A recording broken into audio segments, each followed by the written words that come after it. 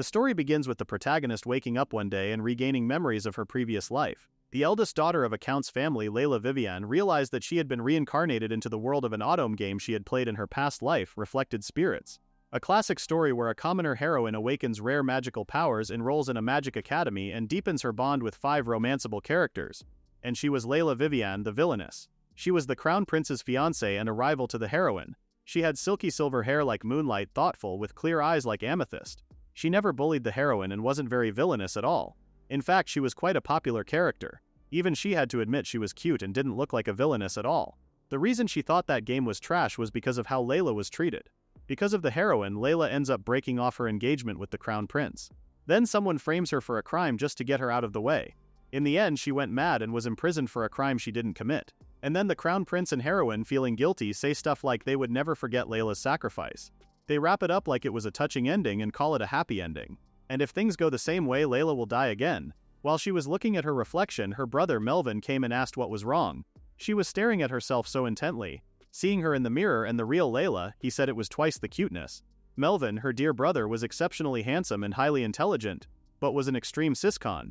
Melvin said that even during story time he would be surrounded by 2 Laylas. Melvin was one of the capture targets, so if she captured her brother, she might not end up dead. She suddenly told her brother that she wanted to marry him. Melvin was shocked at first, but then said he wanted to marry her too. But under current laws, siblings cannot marry. Layla said she knew, but still she loved him. That's why her dream for the future was to help him with his duties and always stay by his side. Melvin was over the moon and said they were going to be together forever. Layla planned to stay home and avoid going to school. She wouldn't get engaged to the crown prince. If she got an elite education and learned to assist with duties and carved her own path, she wouldn't get dragged into the heroine's storyline. In the game, the only route where Layla didn't die was her brother's route. 8 years later, when she was 16, she told her parents that she didn't want to attend the Magic Academy. Her parents, William and Rachel Vivienne, were both shocked. She said that romantic relationships between students were scary, and she hated them. Getting left out and having a dull youth was pointless. Lord William told her that she was letting her imagination run wild. Besides, graduating from that academy would benefit her future. But Layla had already gotten her diploma. Lord William wondered what this happened. He told her that at school she was supposed to learn human connection, and there was practical training there. But the exam already included practicals too. Her father had never heard of this and immediately suspected Melvin. Melvin said Layla was a genius, so there was no problem at all. He said that she didn't want to go to school and he wanted to stay by her side. This was just the natural outcome. In the future, the 2 of them will manage their territory together and live happily. Lord William stated that he was against this, and even if she did have a diploma, it wouldn't change anything. She must attend the academy. Layla handled the bare minimum of socializing, but only at parties where there were no capture targets. Even so, it wasn't enough to be the daughter her father wanted her to be. She was just trapped, thinking she needed to have the same background as everyone else. Any path should be valid no matter how she took it, because she didn't want to die. But that wasn't something she could say out loud to anyone. She thought about doing it if that was the case. Suddenly, a beautiful wolf appeared out of nowhere, staring right at her face. She immediately figured that she wasn't just an ordinary wolf. The wolf confirmed her. She said that there was a child with a mismatched mind and appearance, and she found it amusing, so she had been observing Layla for a long time. Layla was amazed because it was speaking directly into her mind. She said she could have used her for her research project if she had shown up earlier. She responded that catching a dark spirit and hearing it speak was so interesting. She asked why she was showing herself now. She responded that she was planning to run away from this house. In that case, she thought she would come along because watching a human she liked was fun. Layla was surprised that she figured out she was planning to run away that easily. The wolf then asked her to give her a name. Layla was surprised because Layla didn't have a spirit in the game. She asked if she was serious. The wolf said she had always wanted to try making a contract with a human at least once, and she had often thought it would be fun to set off on a journey with her. She really seemed to like her a lot. Layla thought about it for a moment, and inspired by those golden eyes, she named her Luna.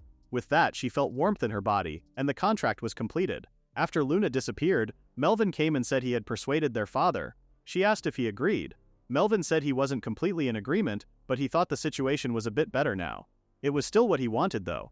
He said that he sensed that Layla was about to run away from home just now, and that Layla had gained something that would push her to do it. He was frustrated. He said that if there was a choice between that and Layla running away, this was the better option. Layla said he would never do something like that, but he didn't believe her because even if she tried to hide it, he could tell. He said it might be because it was a miracle, or intuition. He was the kind of man who had to fully understand everything about her. He had researched her likes and dislikes, her thoughts and tendencies, and there was nothing he couldn't figure out. Layla started to get nervous. He said that's why he wouldn't allow her to run away. If she were going to leave him in this house, they might go with their mother's idea. Their mother appeared right behind Melvin and told him that he was scaring Layla. Layla asked what was going on. Her mother said she presented her father with a compromise. Her plan started years ago, which meant attending that academy must have been that unbearable for her. Forcing someone like her would only lead to bad results for both sides. She suggested that both of them make some concessions. Both sides trying to force their desires would lead to nothing.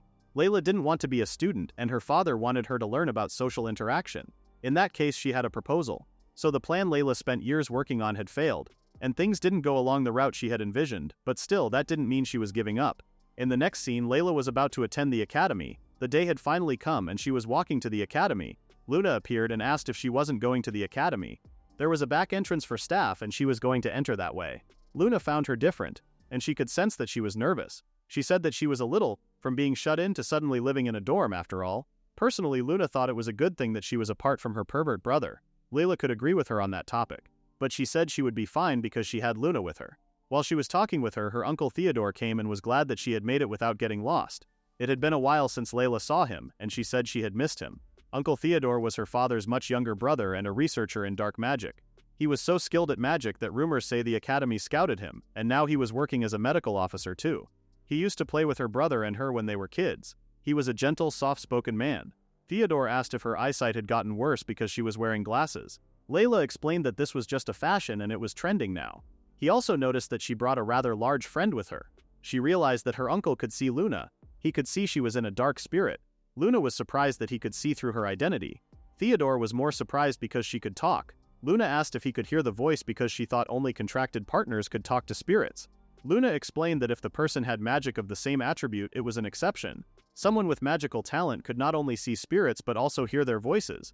Theodore was shocked seeing spirit contracts and communication had that kind of nuance, and wanted to research this immediately. Having Layla, who made a contract with a dark spirit as her assistant, was a great idea, and he asked her to stay by his side forever. As one could see, he was enthusiastic about research. So much so that he was nearly 30 and still had never had a girlfriend. Layla wanted to change the subject, so she asked if the infirmary was in this way. They went to Theodore's infirmary and it was actually cleaner than she expected. She assumed his infirmary would be buried in an avalanche of junk. He said he cleaned up. Layla assumed it must be tough doing it alone and suggested getting more medical staff. He said he was good, and besides, he had figured out how to manage it by himself. It was expected because he hated people. He gave her a lab coat and it suited her. What Layla proposed was for her to assist her uncle, who was family. In other words, she wouldn't be attending as a student but as a medical assistant at the academy. The condition was that she continued the job until her classmates graduated. Also, since she was in the correspondence course, she hadn't had as many practical exams, so by taking tests behind the scenes to make up for that, she would be able to officially graduate. She felt so good that her mother understood what she hated. But to accept her proposal, she had to prepare. She had to obtain the basic qualification for medical support and a certificate in herb mixing. If she couldn't do it in 1 year, she would have to enroll normally, so from that point on, she studied non-stop. She worked harder than she did for her university entrance exams in her past life. Even so, the reason she pushed so desperately was to avoid the death ending. Theodore said she was serious about this and she really didn't want to attend the academy that badly. She responded that she was always serious. Theodore wished her good luck on her practical exam. There was no way she could afford to fail. She then remembered something she had to give him. It was a moonflower. He asked if it was really okay to give him something this rare. She said yes, and she was so glad he was happy. She went through all that just to pick it. Last night she was at the river with Luna, and she asked if she was okay. Layla said she was, and once she took it off it was no big deal. Luna said she was so capable but still careless in a weird way. Wearing a hard-to-move-in dress to collect herbs was her first mistake. Luna was shocked when she suddenly fell into the lake. When Layla went out of the lake, completely naked, she saw Felix, the crown prince. She was shocked because there was no scene like this in the game. There was no scenario where the crown prince met a naked stranger swimming in a midnight lake. She told him not to look at her and forget about her. Luna found her incredibly suspicious. The prince begged her to tell him who she was. Luna said this man had decided that she was his mate. In human terms, that would be love at first sight. He was showing typical male instincts. She asked Luna to help her. Luna decided to help and said she would use teleportation magic. Thanks to Luna, she somehow managed to escape that situation. But she was still shaken by that incident. She just wanted to score some favor by giving her uncle the moonflower he wanted. And that little scheme ended up backfiring. Her glasses were actually special glasses for disguises. Of all things, Prince Felix was also entering this academy today, and she didn't want to run into him. But if by any chance she did, she must not let him realize she was that suspicious person from last night. Suddenly they heard a lot of noise coming from outside. Theodore said he was leaving the rest to her and went to the research lab. Luna also hides. Someone knocked on the door and asked if there was a medical officer here. She said yes and let them in. It was Prince Felix and Lily Jolm. He said that she got injured. Layla was frozen because she forgot one thing. The protagonist Lily, who was originally a commoner, awakened to light magic and was adopted into a baron's family. Still unsure if she could fit in with the nobility, she entered the magic academy with anxiety in her heart. But right after enrollment she was harassed by a noble lady and pushed to the ground, and then Prince Felix appeared like destiny, helped her and brought her to the infirmary. She completely forgot about this. This was Prince Felix's first treatment event. The scenario had already started. Since she looked about the same age as them, Prince wondered if she was a student. Layla calmed herself down because he hadn't realized she was the suspicious person from last night. She said she was Layla Vivienne, assistant medical officer at Soleil Levant Magic Academy. She said she was the same age as all of them, but she had already earned her graduation qualifications and held a medical license, so rest assured. She asked how she could help them and informed them that she could get Officer Vivienne for them. Prince Felix was surprised that a count's daughter used the grade-skipping system. He said he felt like he had seen her somewhere before. She told him that she didn't go out a lot, and it must be his imagination. Luna mentioned that the illusion effect she put on the glass was working. It was weak but enough to fool someone she had only met once. Layla then asked what happened to the girl. He said she twisted her ankle a bit earlier. She asked if she could take a look over there. Layla sat and took out her sock. Layla checked her and said it wasn't very swollen. She used a magic-infused healing patch to fade the pain quickly. Prince Felix was impressed by Layla. After she was treated, Prince said the entrance ceremony was about to start and suggested heading back now. Layla realized that she had just ruined the event. In this world, magic was divided into 6 elements: fire, water, wind, earth, light, and dark. Among them, light and dark magic, which could be used for healing, were quite rare. Layla possesses light magic, and her magical power is both strong and very special. In the next scene, Prince Felix sat in front of Layla and confirmed that she was the same age as him. He said that it was unusual for someone to be working at that age. She responded that she had her reasons. It seemed that Prince Felix had taken an interest in her, but it was normal because most noble girls were busy trying to find a marriage partner. They never miss a social gathering, and if they attend school, they make the most of it. Skipping grades or choosing remote learning meant fewer chances, so it was rare and made Layla stand out. But she didn't think he would notice an assistant like her. Prince said he had a fateful encounter with a goddess yesterday and she reminded him of her, so he got curious. Besides, this place was peaceful, so he said he might come and talk with her from time to time. She wasn't sure if someone like her would be a good conversation partner for him. He said he trusted his instincts when it came to people. It was hard to find someone who wasn't after something, so when Prince found one, he tried to make them his friend. Layla said she understood how he felt. She then wanted to change the subject and stated that it was time for the lessons to start and he was the representative of the new students. Prince stood up and said goodbye to her. The moment he left, Luna scolded Layla for getting along with him. But this was beyond her control. It was only a matter of time before they found out who she really was, and she was really nervous enough about the entrance ceremony. Theodore came and said she was off to a good start. After that, they head to the entrance ceremony. When the principal started introducing the staff to the students, Layla noticed that the girls were looking at her and confirmed that she was definitely on a different path than the one in the game. She introduced herself as the assistant medical officer and promised to do her best to support everyone in having a meaningful school life. She thought that this was the beginning of her life as a medical student, but it was actually a life as an errand runner. Once again, Theodore gave her some material for her to bring from the library. Her uncle was even more shut in than she was, so Layla was doing all the work. While she was looking for the materials, Luna used sound magic to pick up the voices nearby and she made her hear what people were talking about her. They found her beautiful, genius, and brilliant. They were all sure that she was someone special. It was funny that they were saying all that when she was just being bossed around. While she was trying to reach for a book, Prince Felix helped her get it and greeted her. He gave her the book and she thanked him. She commented that his speech as the freshman representative was truly wonderful. While they were talking, they saw Lily fall while trying to reach a book. Lily realized that she had ruined another event. She told Prince Felix that she was fine now and asked him to go and talk to her. He was puzzled because he thought someone else could lend a hand too. But he still listened to her and went to help her. There was still a chance she might become the prince's fiancé in this world too. She left the library while they were talking. She really needed to be careful. The next day she finished today's potion making.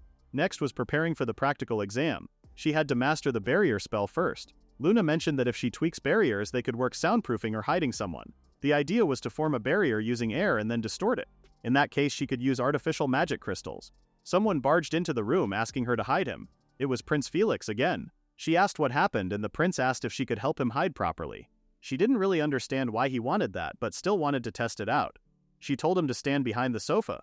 The spelling wasn't perfect, but it worked flawlessly. She could still see him, but she told him that he was hidden now. Another person came to the infirmary asking Prince Felix why he was running away. He asked him to come out from behind there. This person was the second romance option in the game. He was Prince Felix's childhood friend. Harold Dyer was born into a noble family that served the royal house. He was a serious, proper knight type of person. Layla approached him to let him explain what was going on. He was startled by her at first, but then said he was looking for the prince and he heard he came this way. Harold was actually a super shy and innocent guy who couldn't even make eye contact with girls. Layla told him that Prince wasn't here. He sat down without asking, so she gave him some tea. She told him to rest a bit and explained that there was a magic spell on that seat that helps you relax. While sipping his drink, he asked if he could talk with her for a moment. She told him to go ahead, and he started telling her what happened today. Apparently, the whole academy was buzzing with a certain rumor that the crown prince and a girl with light magic fell in love at first sight, that the prince was paying special attention to Lady Lily. He tried to ask the prince about it in detail, but for some reason he ran away from him. Layla asked if he might be scared by his serious expression. He didn't realize until that moment that his face was stiff and asked if that was the reason why his questioning didn't go well. She asked why he was in such a panic, and he said if this was about engagement or marriage, he thought the prince would have a hard time. Since she was a former commoner, it would be complicated and they would need to investigate her background too. The prince had never been involved in such rumors before, so he got worked up and panicked. The prince, who was hearing this behind the barrier, smiled at his friend for being thoughtful. Layla stated that she understood his concern well. She said she saw the two of them herself, and while Lady Lilia seemed sincere, the prince didn't seem particularly attached. She asked if it was even possible for love to grow so quickly, just a day after meeting. Harold agreed with her and comforted himself that the prince was smart after all. Layla noticed that his expression had brightened up, and she was sure that if he talked to him now, he would listen to him. Harold thanked her and said he would try to speak with him calmly. Layla wished him good luck. After he left, Prince Felix appeared and smiled at her. She said everything was fine now. Prince appreciated her help and was almost sure that she was some kind of beast tamer because she could talk normally with that Harold in that state. Layla said he had calmed down now, and he should go back to him and listen to what he had to say. However, Prince Felix ended up sitting down again, asking her if she would listen to him too. She had no choice but to say yes, so she sat in front of him. He mentioned his fateful encounter, and Layla remembered. He said that only the moon shone over the lake that night. She stood there in her natural form, her skin pale and smooth, almost transparent. As if shy, she leaned against the wolf beside her. In a faint voice, she told him not to look at him. Because she, a foolish human, laid eyes on her. The moon goddess disappeared. Layla stared at him and did not say a word because it was so embarrassing knowing the moon goddess he was talking about was her. He said that this was 2 days ago and asked if that was love at first sight. The situation was so awkward. Prince said he really wanted to see her again. He said that he wasn't happy with the current situation. He had never had much interaction with women before. Just because he spoke to Lady Layla, weird rumors started. Things like they were engaged or mutual love at first sight really made him uncomfortable. He already had someone he liked. He said he knew he would probably have to accept a political marriage someday, but at least while he was in school he wanted some freedom. So he ended up acting the way he did to avoid any flags with Lady Lily. Layla said she was sorry for that. Prince told her that it wasn't her fault. His father originally told him to support Lady Lily, the girl of light, so he figured this would happen eventually. They were certainly a pair likely to attract rumors. But it was just like in the game, she was surrounded by noble boys. But before any romance routes were locked in, there weren't any serious love rumors. Everyone knew that someone with light magic like her needed protection. Layla suggested announcing it from the start. It made sense to him. If it were truly secret, they would have been told up front. He stood up and said no one would need to poke around suspiciously. If they got a few people to cooperate and say it was strictly for her protection, it could work. Prince told her that he had decided what to do next, and talking about it helped him feel better. He thanked her for listening. More than anything, she was the only one he could talk to about his first love, so he was thankful. When he left, Leela stood there in silence for a moment. Luna appeared and claimed that she was falling for him. Leela strictly opposed that she was not falling in love. This was all unexpected, but if it made him happy, she was happy too. Luna said now that she had tamed those two as well, school life was looking bright. Leela said it was beyond her control but still wondered if she was going to be able to manage all this. In the next scene, Leela overheard students talking about Prince Felix and Lily. They say they were together because he was guarding her, but it was weird for the crown prince to be the one doing the guarding. The others were all sons of noble families too.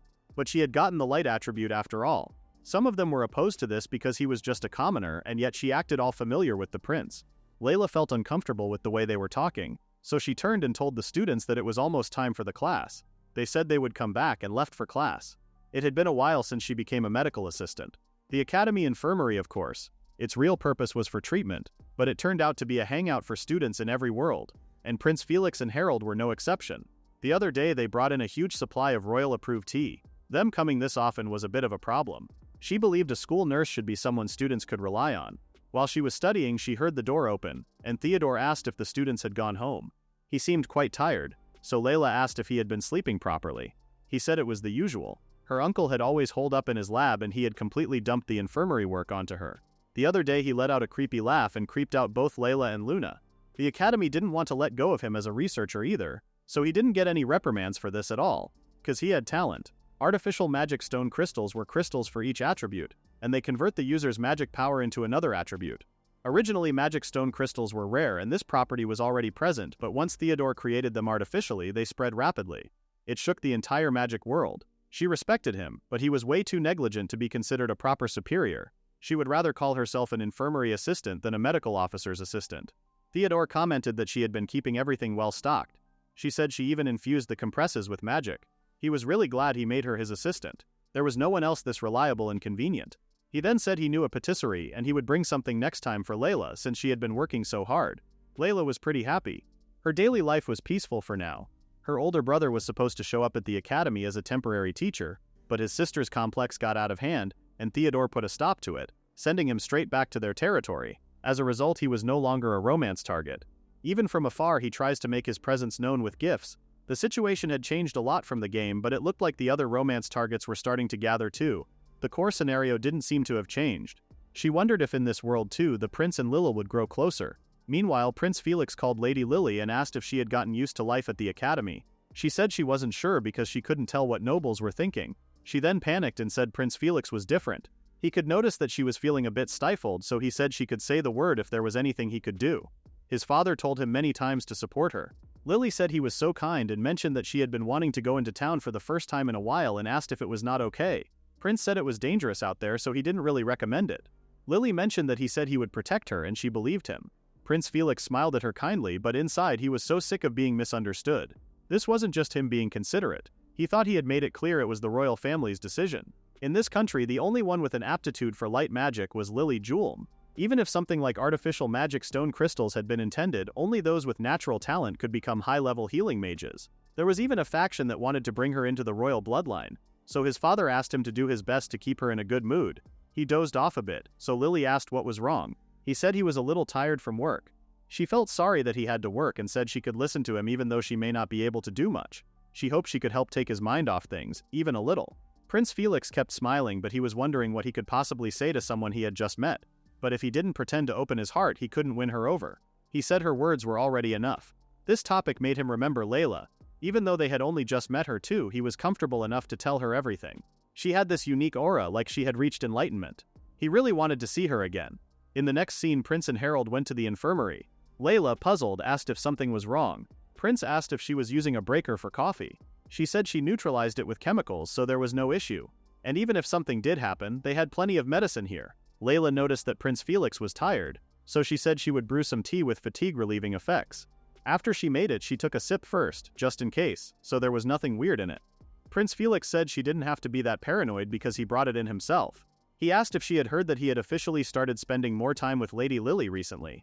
She said she heard they usually move around like a group of 5. Since the circumstances came to light, many have come to understand, but some girls seem to resent Lady Lily, which has made her a little concerned. She asked if she should list the names of the students she was worried about later. That was an impressive information network, but it was just people coming here to chat. Prince Felix continued, saying that Lady Lily, the 3 of them, went into town together yesterday. Layla wondered if it could be that weekend outing event. The 2 accompanying characters changed depending on the choices, but it ended up being the Crown Prince and the Knight pair. While they were out, the heroine was attacked by a thug and kidnapped. That becomes the turning point where the 2 realized they wanted to protect her. While asking if something had happened, she wondered if any progress had happened in real life too. Prince said too many things happened. Even though they said it was dangerous to be alone, she wandered off this way, and then she ended up getting kidnapped, but the Prince and Harold managed to rescue her somehow. Even after that, she kept drawing attention like nothing happened. On the way back, she even smiled and said it was fun and she wanted to go again. Somehow, even seeing her face today was exhausting. Layla was confused because that was supposed to be the scene where the hero's smile made their heart skip a beat. She said she probably wasn't used to having escorts around and she didn't mean any harm. Prince said that was the reason why he couldn't even get mad at her. Sure, a kidnapping would be a huge deal in real life, but the story wouldn't move forward unless she took action. Prince said he was just making polite conversation, asking if there was anything she wanted, and he never thought it would turn into something that serious. Layla wondered why both of them were so cold about it. Prince Felix was supposed to be healed by Lily's pure and unclouded innocence. Lord Harold was supposed to feel happy that Lily wasn't afraid of his stern face and got closer to her. But Harold was saying that he understood now that there was a fine line between innocence and being utterly inconsiderate. In the game, Lily was beloved by the world, but in reality it might be different. It felt like she had peeked into the store's back room. She said she didn't know the full story, so she didn't have anything to say, but they had really been through a lot. Harold was surprised that he was actually being considerate toward them. Just hearing that from her somehow felt like a real comfort to them. And somehow, for some reason, the affection level goes up. She wanted to change the topic, so she brought some desserts. She said the medical officer bought those for them and there just happened to be 3. She told them to pick whichever they liked. Someone slammed open the door and it was Lily. She seemed so happy to find them. Prince Felix said he had a few things to take care of. Lily said she was hoping to get some help with her studies. Harold told her that the prince was busy with official duties and it would be best to ask someone else. Lily turned to Layla, completely ignoring what Harold said, and asked if she was meeting her for the first time. They introduced themselves. Layla acted like she had heard about her and called her Lady Julm. Lily said she knew Layla knew who she was and there was no need to be so formal. Layla then offered her the cakes. She actually had such cute manners. But just as she was thinking like that, Lily turned to Harold and Prince and suggested giving the rest to them because there were exactly 3 pieces. She acted like Layla wasn't the one who was sharing her desserts. Both Prince and Harold were shocked. The mood suddenly got heavy, so Layla told them to join them and mentioned that her brother had sent some sweets too. Prince asked if she was sure. She said she got gifts constantly, so they didn't need to worry. She didn't really mind, but it would feel rude to refuse, so she decided to eat together. When she opened the box to find the desserts, she saw a letter. She wondered what that was about but had to bring the sweets. Lily ate with a great appetite. Layla also loved the pudding. But it was expected of her brother because he checked out every shop, even small-town ones. Harold tried one of the cakes and he seemed to love it. While Layla was eating her pudding, Lily went beyond being disrespectful and asked for the pudding in Layla's hand. Prince Felix had had enough of her and told her that this was getting rude. He said that she had already enjoyed the cake, and while Layla may be letting it slide, she was the daughter of an earl, and she must not act so disrespectfully towards her. Lily panicked and apologized immediately, saying she didn't think she did anything that bad. However, that response did nothing for the prince. He told her that they were the ones who said not to be stiff, so it was fine, but with others she had to be mindful of boundaries. As they were leaving, Layla suddenly saw Prince Felix as the mom of the group, and the one beside him was the dad. It seemed like things were not going according to the scenario. Their relationship was developing differently from the game. Luna felt sorry that Layla couldn't eat the cake, but she said it was fine. She then remembered the letter she brought. The letter said only one thing: "I'm coming to get you." It was so creepy that Layla was startled. Luna reminded her that she always told her to get away from that brother, or she would suffer. Layla wondered what this even meant, or if he was coming today. She wondered if her uncle knew anything. He would need permission to enter the academy, so she knocked on his door and opened it. But what she saw in front of her was not her uncle. Malvin, staring right into her soul, said he had come to get her. Malvin immediately started kissing Layla and said scared Layla was so cute. She told him that this was just creepy and asked what he was doing here. He responded that when she was scared she tried so hard not to tear up that she scrunched her brows a little, and that was so cute. That expression belonged only to him, apparently. He said he wouldn't allow anyone else to scare her. He then asked what her relationship with those men. Layla said there was a girl with them too, and nothing was going on for him to be worried about. He hugged her again and said her cuteness wasn't something glasses could hide, and they might fall for her. She tried to push him, but he was too strong. Suddenly chains started capturing Melvin, and Theodore appeared. He told him that he was getting out of hand. He apologized to Layla for not being there because he was taking a nap. Melvin thought he was too close to Layla and said he wouldn't forgive this. Theodore decided to be clear with him and stated that Layla was clearly intimidated because his love was way too heavy and obsessive. Melvin acted like this actually hurt him and said he would fall ill because of Layla. He started saying how much he loved her, and now he was worse than before. Theodore regretted saying anything. Layla told Melvin that it was already evening, but since he came all the way here they could go on a date around town, just the two of them, as siblings. She said that when she first came to this city she immediately thought about exploring it with him. Melvin's whole mood changed, and he said he was going to escort her. But he was thinking about how perfect they would be as a couple. Layla guided him outside, thinking how easy it was to manipulate him. Theodore trusted Layla's spirit, so he didn't interfere with them. Luna hated Melvin though. She said she was going to watch over her master and protect her. Layla suddenly wondered why she was always only showing the tip of her nose. She said that if anyone could see her it could be a problem, so she tried to stay hidden. She also makes sure to speak only when no dark attribute beings are nearby. Her brother had an earth attribute, so he couldn't see her, but just to be safe she was still hiding. Something about this felt a bit strange, but Melvin distracted her. Melvin didn't knock or anything and opened her door to see if she had changed. She said she might still be changing, but he said he knew exactly when she was done changing because he was imagining her dressing up. Luna was sure he was the most dangerous among men. He also wanted to take out her glasses because she had to look at her absolute best. She decided to bring her glasses with her just in case. They walked around the royal capital together and people were looking at them because of Melvin. He looked amazing and it was normal for him to attract attention. He said he worked hard to get his work done just for this day. Layla asked if he was allowed to leave his territory like this, but since he didn't answer, she immediately figured out that he snuck out. He said that this was a very meaningful and necessary trip for him. Without his faithful dose of Layla, he couldn't live. Layla mentioned the shop he wanted to take her to. He said there was a shop that was really popular among women lately that sells personalized accessories where she could have her name engraved. Layla realized that this was like the matching rings in the game. Malvin was sure she was interested, but she said she needed a new feather pen. Wearing matching rings with her brother was a bit much, so she said her uncle asked her to write the infirmary newsletter and he deals with a lot of paperwork. With a pen, she would feel closer to him all the time. She also suggested getting matching diaries and writing down today's memories. Melvin seemed interested enough. They went to the shop. Inside was really cute inside. She liked a diary and said even he could use something like this easily. Melvin said it felt a bit forbidden because it had a mirror, and it held all of Layla's little things. She said she would leave the feather pen to his stylish taste. She went to pick a good one while Layla walked around in the shop. She suddenly noticed cute macarons and decided to leave some in the infirmary someday. The girl student would definitely love them, but it might be too cute for Prince Felix. But Lord Harold would surely light up with joy again. Layla realized that they had become part of her daily life, and it was a little ticklish feeling. She had some tea, so it wasn't weird if she stayed a little longer. When she reached to grab some macarons, someone else was reaching to get them, and their hands touched each other. The person apologized, and when Layla looked at who it was Prince Felix. Shocked, they stared at each other for a while. Layla was frozen because she wasn't wearing her glasses. She immediately ran off. She was so panicked because he saw her face. Prince Felix ran to catch her and he managed to grab her wrist. He asked why she was running away and he was so happy that he finally found her. She said she wasn't running away, but the moment she spoke, Prince Felix recognized that she was Layla. Prince Felix recognized her because he liked her voice. Shocked, Layla told him to let go of her. He asked her not to run away. Layla was scared because she didn't know how to look him in the face after doing something that trampled on Prince Felix's feelings like that. And on top of that, this wasn't even following the script. She had no idea what kind of development was waiting for her, and if nothing changed around the heroine, she would end up like in the game. Prince Felix lifted her head and told her to look at him. But Layla was so nervous and started apologizing to him. He asked why she was apologizing because he was happy to know she was the moon goddess. She was shocked because he was still smiling at her even though she was deceiving him. Every time she felt his affection, her past self started to resurface, so she asked him not to look at her. But he continued talking, saying he finally got to learn it was her. But the more he spoke, the more she recalled her past life and she told him to stop. Prince Felix asked if she loved someone else. She said yes, and on top of that she said she really loved her elder brother. She claimed that she was a hopeless brother complex girl and she wasn't fit to be with him. But Prince Felix said there was no one now. She tried to say she had her brother, but he shushed her. He said that even though her lips said that there was no passion in her eyes, and to her, her brother was her family. He was close but not someone she longed for with love. He said that there was no problem. His eyes seemed to see through everything. His eyes were gentle and noble, yet just like a beast aiming at its prey. He was serious about this. Even though he saw how scared she was, he still wanted her.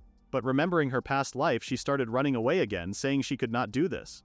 This time, Prince Felix grabbed her and hugged her from behind. He asked her to just listen to him. He said that he was truly happy that she was that goddess because she was the one who stole his eyes and made a home in his heart.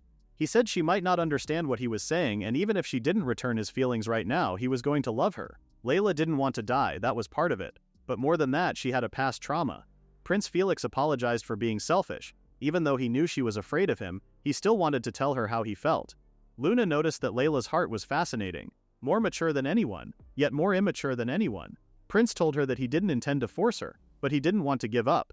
Luna told Layla that if she wasn't ready to accept that she was her loyal servant, she might break, but it seemed that she still needed some time. Luna helped Layla and told her to rest well as she closed her eyes and let herself go. When she woke up, she was at Theodore's laboratory. She put on her glasses and wondered if this was a dream. She could hear her uncle's and someone else's voice. The door opened and Prince Felix appeared. He was surprised to see her awake and asked if it was okay for her to be up. He apologized for being rude. He said he didn't know what happened 3 days ago, but he heard she collapse, and he was worried. Layla had so many questions. Theodore explained that she was unconscious for 3 days. Prince Felix said he was glad she was safe. Layla still had so many questions. In the next scene, Prince Felix brought flowers for her recovery, and he had something in his hand that he was planning to give her. It was an apology cake from the other day. She thanked him. She was still unsure if it was a dream or not because the wrapping paper was from the shop where she met the prince. While she was staring at the paper, Prince Felix touched her forehead. He said she didn't have a fever, but she still seemed a little out of it. He said he would head home now and told her to take her time and rest. When he left, Layla started freaking out about what had happened. She was sure Prince Felix was at that place, and the wound from that time was still there. Luna came and wanted to explain everything. She told her that there was nothing wrong with her memory. The one she tampered with was the crown prince's memory. She erased a portion of it. That was a serious crime, but Luna stated that she only erased 5 minutes of memory. She checked what was lost, and it was the memory of choosing the gift and that one crucial memory. It was a selfish decision, but she thought it was better than her mind breaking from the strain. Interfering with someone's memory required an immense amount of magic power, and a spirit's magic depended on its contractor, so that's why she collapsed. Just for 5 minutes she was unconscious for 3 whole days. She did have a mite more magical power than most, but still, she never knew magic like this even existed. Luna apologized for acting on her own, but trauma was something she must face eventually, and this was only a way to buy time. The only reason her contracted spirit was able to take such a drastic step was that her feelings were so strong. Back then she could recall wishing she could be able to erase it all and pretend it never happened. And when she saw the prince who had forgotten everything, she felt relieved. She started tearing up, thinking how he went to that shop alone without a guard just for her. She felt like the worst person on earth because she was playing with others' feelings. Luna responded that the prince probably thought he got a little foggy-headed, and she didn't need to beat herself up over it too much. Humans were complicated to Luna though. She said that the prince came to visit her a few times, and her brother chased him off when he came. Personally, she thought they should do something about her brother. She asked what happened after she lost consciousness. She said he was sent back to the territory so she could rest easily. After Luna put her to sleep, she temporarily possessed her body. She just put on her glasses right after. She handled things reasonably and returned to the infirmary. Her uncle sensed the magical shift and understood right away. But that brother of hers hugged her and told her not to wander off from the shop like that. Luna looked at him so coldly that he was scared for a moment. His fear disappeared immediately and he found her charming. Meanwhile, Prince Felix was glad that Lady Layla was alright. These past 3 days it felt like he had lost a part of himself. But this wasn't just an ordinary concern. It was like he found something precious and locked it in his heart, and now even the trace of it was completely gone. He wondered what he had lost. He didn't know, and yet her face kept popping into his head for no reason. Even though he had already got someone, he fell in love with someone at first sight. He felt like a shallow man. Layla returned to work after just 1 day off, and she was very dedicated. Working helped her though. Besides, her uncle skipped out on greeting visitors again, so she couldn't sit around and rest. And today she heard the 5 of them were having a lunch meeting. It looked like they were getting along after all. In the game, the character who sits next to you during the lunch meeting was how you could tell whose route you were on. If the same logic applies now, then the one with the highest favorability was Prince Felix. Her past life was the past, and this was now. She understood that in her head, but still the path she had walked was deeply etched in her. Even now, if he falls in love with someone more pure and sincere than her, someone who returned his feelings with all her heart, then surely that would be his happiness. While she was thinking about that, someone approached her and asked if she was the new girl in the infirmary. He was Noel Frey, son of a viscount. He was another target in the game. He had red eyes. Those with the eyes of demons bring disaster, a distorted belief from history. Those with red eyes were feared because of their high magical power. Noel, who was born with a natural talent for magic, was persecuted due to his eye color and grew up being shunned, which caused him to close off his heart. Now that she saw them up close, they really were a beautiful color, but she was so amazed that she said that out loud and surprised Noel. But her uncle also had high magic power, and his eyes were violet, so she wondered why only red eyes were feared. She asked if the eyes themselves hold magic power, or if it could be a magic eye. Noel was shocked that she was analyzing his eyes rather than being afraid of them. She said she was nothing like her uncle and apologized for spacing out. Noel heard that she was unconscious for 3 days. He grabbed the medicine she was looking at earlier and said it was high quality. He asked if she had made it, and she confirmed to him. She said she was checking the magic particles under natural light. Noel used to think no one could make better medicine than him, but he could compromise with this now. Layla felt so happy that he approved of her. She said that if he was looking for something even higher in quality, the infirmary's potions might be good for him. He said this was fine because he didn't want to interfere with her research, and this was more than enough. He suddenly started yelling at her, saying it wasn't an insult and she wasn't as good as him. He then said he wasn't trying to comfort her either, or he was just starting a fact. Layla couldn't help but giggle. She said she knew he wasn't the kind of person who badmouthed others, and he was very kind. Noel's face turned red, and he told her to quit teasing him like that. Prince Felix approached them and commented that they were getting along. He saw them talking, looked like they were having a good time. Lily also came, and she was upset that Noel had disappeared.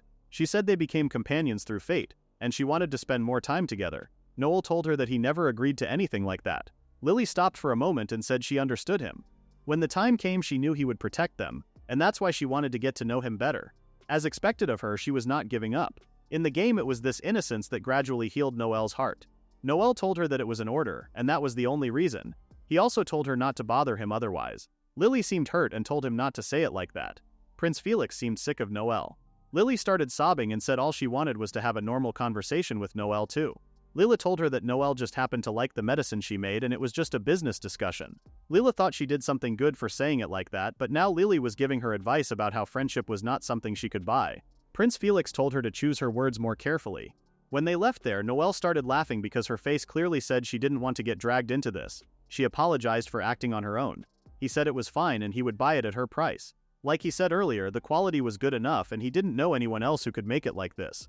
He had his own quota of potions to prepare, but he had been busy with classes, so he had been struggling. She said that would help her too because she could buy high-quality ingredients instead of gathering them. Layla said she had to make a large batch for the upcoming practical training, so they should work on it together. He asked if it was the one where you fight training beasts, and she confirmed it. It was the first battle for training for first years. The next day she went to the infirmary early in the morning and saw that the door was unlocked. She opened and saw Theodore there. She was shocked because her introvert uncle was awake and working in the morning. Layla didn't believe that it was her uncle. He told her that it was time for the first-year students' very first practical training, and mock battles were starting. The first years usually suffer a lot of injuries, and it wasn't something they could just brush off. For them in the infirmary and for the teachers, it was a tough period. For the remaining 3 days, they just keep making medicine and packing it up and keep setting up beds in every available room in the academy. She asked if only first years were getting injured. Theodore started yelling at her for being too soft. He said that it wasn't just the first years there were battle maniacs so excited for real combat after so long and they would throw themselves in completely. Their reason for existing was just to make medicine over and over again. She knew about the mock battle even from the game, but she had no idea what was happening behind the scenes. He gave her an assignment sheet. She had already learned the basics of potion making, so for now he asked her to handle the commonly used healing potions. He would take care of making the more troublesome antidotes for status ailments. Luna was at the corner, cheering for both of them. While working so fast, Layla realized that her uncle had been doing this by himself until now. Someone came, and Layla didn't know what to do. Luna said she would take care of this lost visitor. She tuned into a beautiful man and shocked everyone. Layla freaked out, but she told her to get back to work and she would handle the customers. She went to see the customer and said Layla had cut her hand and she was going to treat him. He said a bandage would do and apologized for bothering him. Luna kept being rude to the customers and Layla wasn't sure if this would be okay. When the next customer came, they asked who Luna was because they didn't recognize his face. Layla immediately recognized their voices. It was Prince Felix and Lord Harold. Layla immediately went out because he was acting that way toward royalty. He shushed him and asked Prince Felix and Harold to wait a moment. She asked Luna if he was going to drive them away, and he said he was. Titles were a hassle for Luna. She sneaked inside to see Prince Felix and saw him frowning. The previous student was kind enough to let it go, but this was her responsibility as his master. She told him to speak politely to everyone no matter if they were students or not, and she told him to smile. Luna noticed that Layla was actually pretty cute too. Prince Felix couldn't stand there and went to the other side to see them. Layla apologized for the wait, but he seemed genuinely upset. Prince Felix grabbed her wrist and told her to come here for a moment, and he turned to Luna saying he was borrowing her for a bit. Confused, Layla asked if she had done something to upset him. He said he wasn't mad, but Layla was almost sure he was. He turned to her and asked who that guy was and what her relationship with him was. She asked if he meant Luna. He said they seemed really close. Layla was confused because since Luna erased his memories, he shouldn't feel anything for her. Yet it felt like he was jealous. He said that he was a servant at her house. Prince Felix was still confused because they were really close. She said it was normal, but he said she was being a little too careless. She was a noble lady and getting close to a man could cause a serious misunderstanding. She said she only let her guard down because it was Luna. She had received a noble lady's education, and she knew she was supposed to keep a certain distance from men. Prince Felix seemed offended and asked if she meant he was special. His tone got even sharper than before. They heard Lily's voice asking for Prince Felix. She always shows up at the worst possible moment, but this time she might actually save her. Just before she saw them, Prince Felix grabbed Layla's wrist and dragged her inside the closet. Inside the closet, he apologized for hiding. Layla was so panicked because she noticed that her glasses weren't with her. If he saw her real face again, it was going to be bad. Prince Felix noticed that she was shaking and asked if she was okay. Before she could respond properly, Prince Felix kissed her. Layla froze there. Even though it was dark and she couldn't see his expression, she could feel his intense gaze locking onto her. She should run, but her body didn't move. They were about to kiss again but heard Lady Lily talking. When she left, Prince apologized to her. She said it was okay, and they were both at fault. Come to think of it, in Prince Felix's route, there was a surprise kiss event. Normally another love interest would witness that, and the kiss would of course be with the heroine. Prince continued approaching her face again, and even he seemed shaken. She panicked and opened the closet, saying they should both forget it ever happened. She then ran away and left Prince there. Prince Felix was still shaken from his first kiss. He felt both joy because he was with Lady Layla and a growing ugly jealousy toward Luna. He wondered if that mess of emotion was what they called love. He then noticed that her glasses were on the ground and there was a trace of magic on them. He thought she might use it for work. He wondered if she really wanted to pretend it never happened. When he went back, he saw Luna and asked where Layla was. Luna said she was in the back mixing potions. It was a war zone here until the mock exam. He decided not to disturb her and asked Luna if he could give her glasses. He looked at the glasses. Prince Felix was watching Luna. Luna suddenly told him that Layla had a complicated past. She stood tall and proud, stronger than anyone, but she was actually more fragile and scared than most. That girl didn't understand how to accept kindness. Prince Felix already felt like it was deeper than the kiss. Luna told him that, whether she realized it or not, she had a stubborn heart that wouldn't easily open up, yet she tried hard to reach out to others. He agreed with him. He knew she never pushed anyone away, but it always felt like she was keeping a distance. He asked if that distance was caused by fear. Luna responded that it would be nice if she found someone she could open her heart to besides family. Prince Felix was surprised that Luna smiled. He said that Layla was clumsy but skilled at the same time. Luna had high hopes for Prince Felix since he wasn't fooled by her surface. He told him to start by learning about her trust if he wanted to win her heart, and if he shows too much of his male side she might run away. He then apologized for slipping up because he was new to this country. Prince Felix had never had his emotions tossed around like this before in his life. In the next scene, it was the mock battle day. Layla saw the artificial magical beast they were using. Even if it was just for training, it was still intense. It was a dummy equipped with a safety device that automatically stops if the trainee collapses or runs out of mana. This lesson was to cast protective magic and face it head-on. Incidentally, this beast was also one of Uncle's inventions. Apparently, even in the middle of that chaos, he was preparing this on the side too. But Layla was still thinking about that kiss. She repeated to herself that it was just an accident. Luna said it was rare for her uncle to handle guests himself. She usually stayed holed up in the infirmary anyway, and that greatsword was just in case. Someone appeared and asked for Layla. He said his brother was right. She was working at that age. He was Yuri, but she assumed Layla knew that already. He was the younger brother of Prince Felix and the fourth capture target, Yuri Orcott. He was supposed to enroll next year, but it seemed he had already been staying here as Lady Lily's guard under the Academy's supervision. She wondered why he was in a place like this. He said he hasn't officially enrolled yet, but he could still sneak in just about anywhere. Judging from Layla's bone structure and part placement, he found her beautiful and said her glasses were such a waste. Yuri's specialty was gathering intel using his friendly nature. He was an informant with all kinds of unique connections. But knowing him, his real goal today was to find the best spot to watch his brother shine on the battlefield. He may not have looked like it, but he had gotten a serious big brother complex. Also, he wanted to make sure there weren't any suspicious people around too. She asked if he had noticed anything suspicious. He said there was nothing. They had eliminated every possible blind spot. Layla said even if someone tried to sneak in using large-scale magic, the mana detection would sound the alarm. As the prince said, as long as it was physically secure, there shouldn't be any problems. Now they could focus fully on the battle. He told her to do her best there, but she was confused because she was supposed to be her as a medical staff. At that moment she heard Lily's voice, screaming why she had to fight too. She said she was scared, and she didn't want to train to hurt others. Lily's first protests were like this because she hated conflict, but she overcame her fear and grew closer to the capture targets. It might be common for those with light-type mana to dislike fighting. She said there must be many who didn't know how to fight or who were simply afraid, and she believes in putting people in the right roles. Some people didn't want to fight, but if an adult told them to do it, they had no choice but to obey.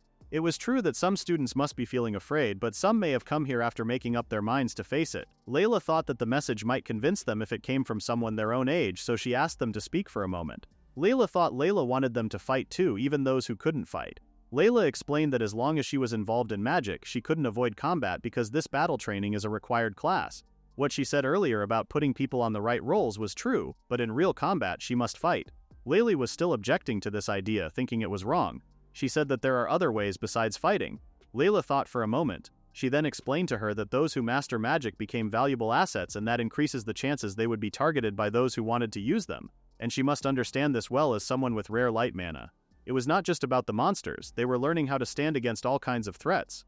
What she said seemed to work on her, and she said that she would cause more trouble if she did anything unnecessary since a lot of people were protecting her. That's why she had decided to trust everyone. Layla realized that talking more might be pointless at this point, because she knew that when people become stubborn, they shut themselves off from anything new.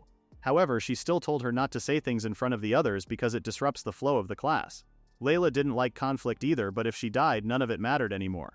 Layla had a natural charisma that made people want to listen to her. If that way of thinking spread, it could endanger life. Layla persuaded her in the game too, telling her to stop spreading naive ignorance around. Layla started to cry because of her words, because she believed that all she did was speak her mind. Layla could remember this scene from the game too. People who saw Lady Lily crying wondered what Layla said to her. Layla could feel that this was definitely villainous territory. The principal suggested that Lady Layla go first in the mock battle. Layla stuttered for a moment, so he explained that they had already planned for the possibility that the first years would be too scary to fight. In those cases, one of the teachers steps up and demonstrates by taking the lead. They usually draw lots each year to decide, but this year they were thinking of asking her since she was the same age as the first year. She already qualified for graduation, and she had completed all the practical training. After watching what had just happened, the principal was confident that she was the right choice. Layla remembered the time Theodore gave her the sword and Yuri wished her good luck, concluding that her uncle pushed this on her because he didn't want to fight. The principal told Layla that Lady Leia would be giving a demonstration and asked if that would work for her. Layla immediately agreed, but Layla was still in shock.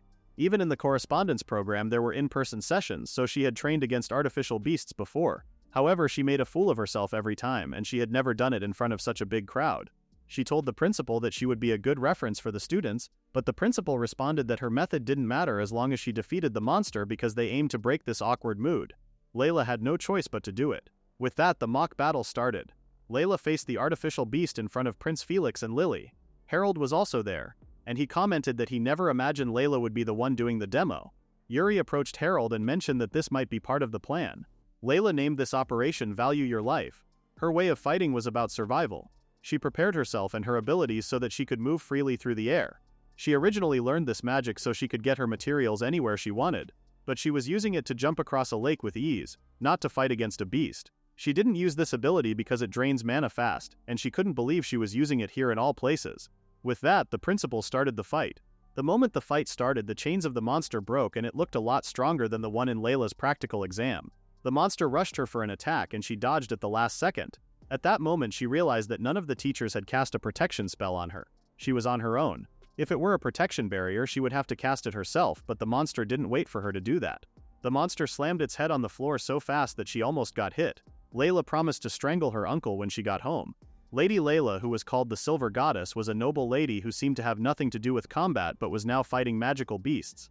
She was wielding a huge sword and jumping around with those thin arms, shocking everyone in the place. Harold figured that she was using body enhancement magic. She looked like she could barely drag the sword before the battle started. But the monster was still so strong, getting hit by that must really hurt. Harold explained that if they had protective magic they would only get a scratch, and that's why more people should do combat training. But most of them got emotionally scarred just from fear. But she wasn't even using protective magic. Harold realized that and was shocked that she was using her bare body to fight. Even if the magical beast was artificial, its presence alone made most people freeze. Without protection, any amateur would panic or give up. But her elegant movements seemed to say, as long as I don't get hit, there was no problem. She was using the shockwave to her advantage. She managed to kick the monster in the eye. Amazed, Harold wanted to spar with her. Yuri agreed that she was incredible, but she wasn't landing a solid hit. It looked like she was just dodging the whole time. He thought he got what she was trying to do. Wearing the magic beast down through a war of attrition, blinding it to take away its vision, making it lash out wildly and steadily draining its strength was her plan. Once its movements slowed down, she used her agility and defeated the monster. She saw the core and was surprised that her uncle even reacted to that. She wanted to wrap this up. Everyone in the area started cheering for her. The teacher informed the others that what she picked up just now was the core, and they must be sure not to forget to retrieve the core after defeating a beast. Today she gave them a great example of even with basic magic enhancement, if they master it, they could be a powerful force. The other teacher asked if they knew why Layla didn't attack recklessly. Harold responded that she was small, so using a huge sword should have been a disadvantage. Because of her limited movement, any opening while attacking could have been dangerous, so she focused everything into a single strike. The teacher told them that being flexible and adapting was one of the most important things. They were not always in perfect shape. Layla was just running around to avoid making a fool of herself, but they were interpreting in such a positive way that even she was surprised. Yuri congratulated her and said she surprised him. He thought she would rely on long-range attacks because she was a girl, but she went full-on close combat. Layla couldn't tell him that her final move was kind of a desperate swing. Yuri mentioned that even Harold was impressed. Yuri told her that she was a strong woman, and even though she was the same age as everyone else, she fought bravely and lifted everyone's spirits. She insisted that it was just luck. The first year's training had started too. Everyone was using so many kinds of magic, it was impressive, but they were still having trouble finishing the beasts. Noel was also there, and he was using magic that made the beast eat its own arm. She was messing with her brain using electromagnetic waves or something. Layla said Noel had both earth and wind attributes, and he was on a whole other level. But still, no one would have thought he could control a beast without dark magic. Now it was time for Prince Felix. He also had two attributes, water and fire. Prince Felix created a water ball, and when he snapped his finger, the ball exploded and the monster was defeated. He took it down in seconds. She heard he was a master of both magic and swordsmanship, but this was on another level. With power like that, he could easily extract the core from a real beast too. And with minimal magic use, she wondered if there was anything he could even learn at this academy. Yuri said he never slacks off. He had never been arrogant or overconfident either. Seeing him smile like that, Layla felt embarrassed and turned her back. Yuri asked what was wrong, and she said a smile from someone so high above felt blinding, like she might go blind. Yuri told her that she didn't have to be so formal. He seemed to really care about her. She said that just because His Highness was kind didn't mean she could let her guard down. Yuri told her that there was a possibility for her. She didn't have any issues status-wise, and if it were her, he would totally welcome it. Shocked, she froze. Yuri said he meant if she wanted to become his brother's fiancée. Layla was so embarrassed. No matter how far she strayed from the original game's path, the world around the heroine hadn't changed. If she became his fiancée, she would become an obstacle just like in the game. Besides, she didn't think she was worthy of standing next to him. This time, it was Lily's turn. She dropped her sword, saying she didn't need something like this. Even if they were called monsters, they were originally just normal animals. The corrupted magic was what turned them into this. That was true, but that was not the whole story. In this world, there were two types of monsters: those that had existed and bred since ancient times, and those that were once ordinary animals but were infected by corrupt magic. A part of their bodies turned not into a core, a clump of magic, and they became monsters. But what they both shared was that they became beasts without reason. Lily believed that they might return to normal if purified with light. She didn't want to fight it. It was strange that a monster in an excited state was acting so calm though. Lily told the monster to show her its true form. She said that she didn't want to hurt anyone, but she also doesn't want to be protected. She wanted to be herself. A feather appeared in the sky and turned into a huge bird with white wings. It was a spirit of light. This was how the story went. At this moment, Lady Lily had formed a contract with a spirit. Luna said there was an unsettling presence, and he didn't like dealing with people in the same line of work. Yuri seemed worried and asked what was going on. If the magic was at the same time, you can sometimes see it. She wondered why she could see it. Lily asked the spirit to save the monster. The spirit said it would grant the wish of its contractor. If she vows to always carry out that kindness, then she must accept the responsibility. With that, everyone was blinded by the light of the spirit. When the spirit disappeared, the miasma disappeared. Lily purified the monster, and now it was sleeping. This was Lady Lily's power. Prince Felix immediately went to check on her while Layla stood there in shock. Apparently, someone with light magic power had formed a contract with a light spirit. That story spread through the academy in no time. Everyone looked busy outside. Theodore told Layla that they were busy too. While the academy was buzzing with talk about Lady Lily, they were rushing about tending to the lightly injured as part of their final combat training duty. After a while, the guests had finally stopped coming. Theodore seemed like he had something he wanted from Layla. She told him that she didn't care about the uncle who had caused all the trouble for her. If he wanted to know about the light spirit, he could ask someone else. She heard later that several teachers with dark magic witnessed that mythical-like scene. Luna said that if someone was skilled and had the same attribute, they could sometimes see spirits contracted by others. But she still wondered why someone with dark magic would be able to see a light spirit. Even Luna didn't seem to know the answer to that. Theodore said this was just a parent's way of wanting their child to gain life experience. It was a good lesson for a bookworm like her. But Layla knew that this wasn't his intention, he just didn't want to deal with it. And if he thought everything would go his way, he was gravely mistaken. Luna admitted that even he had doubts about this one.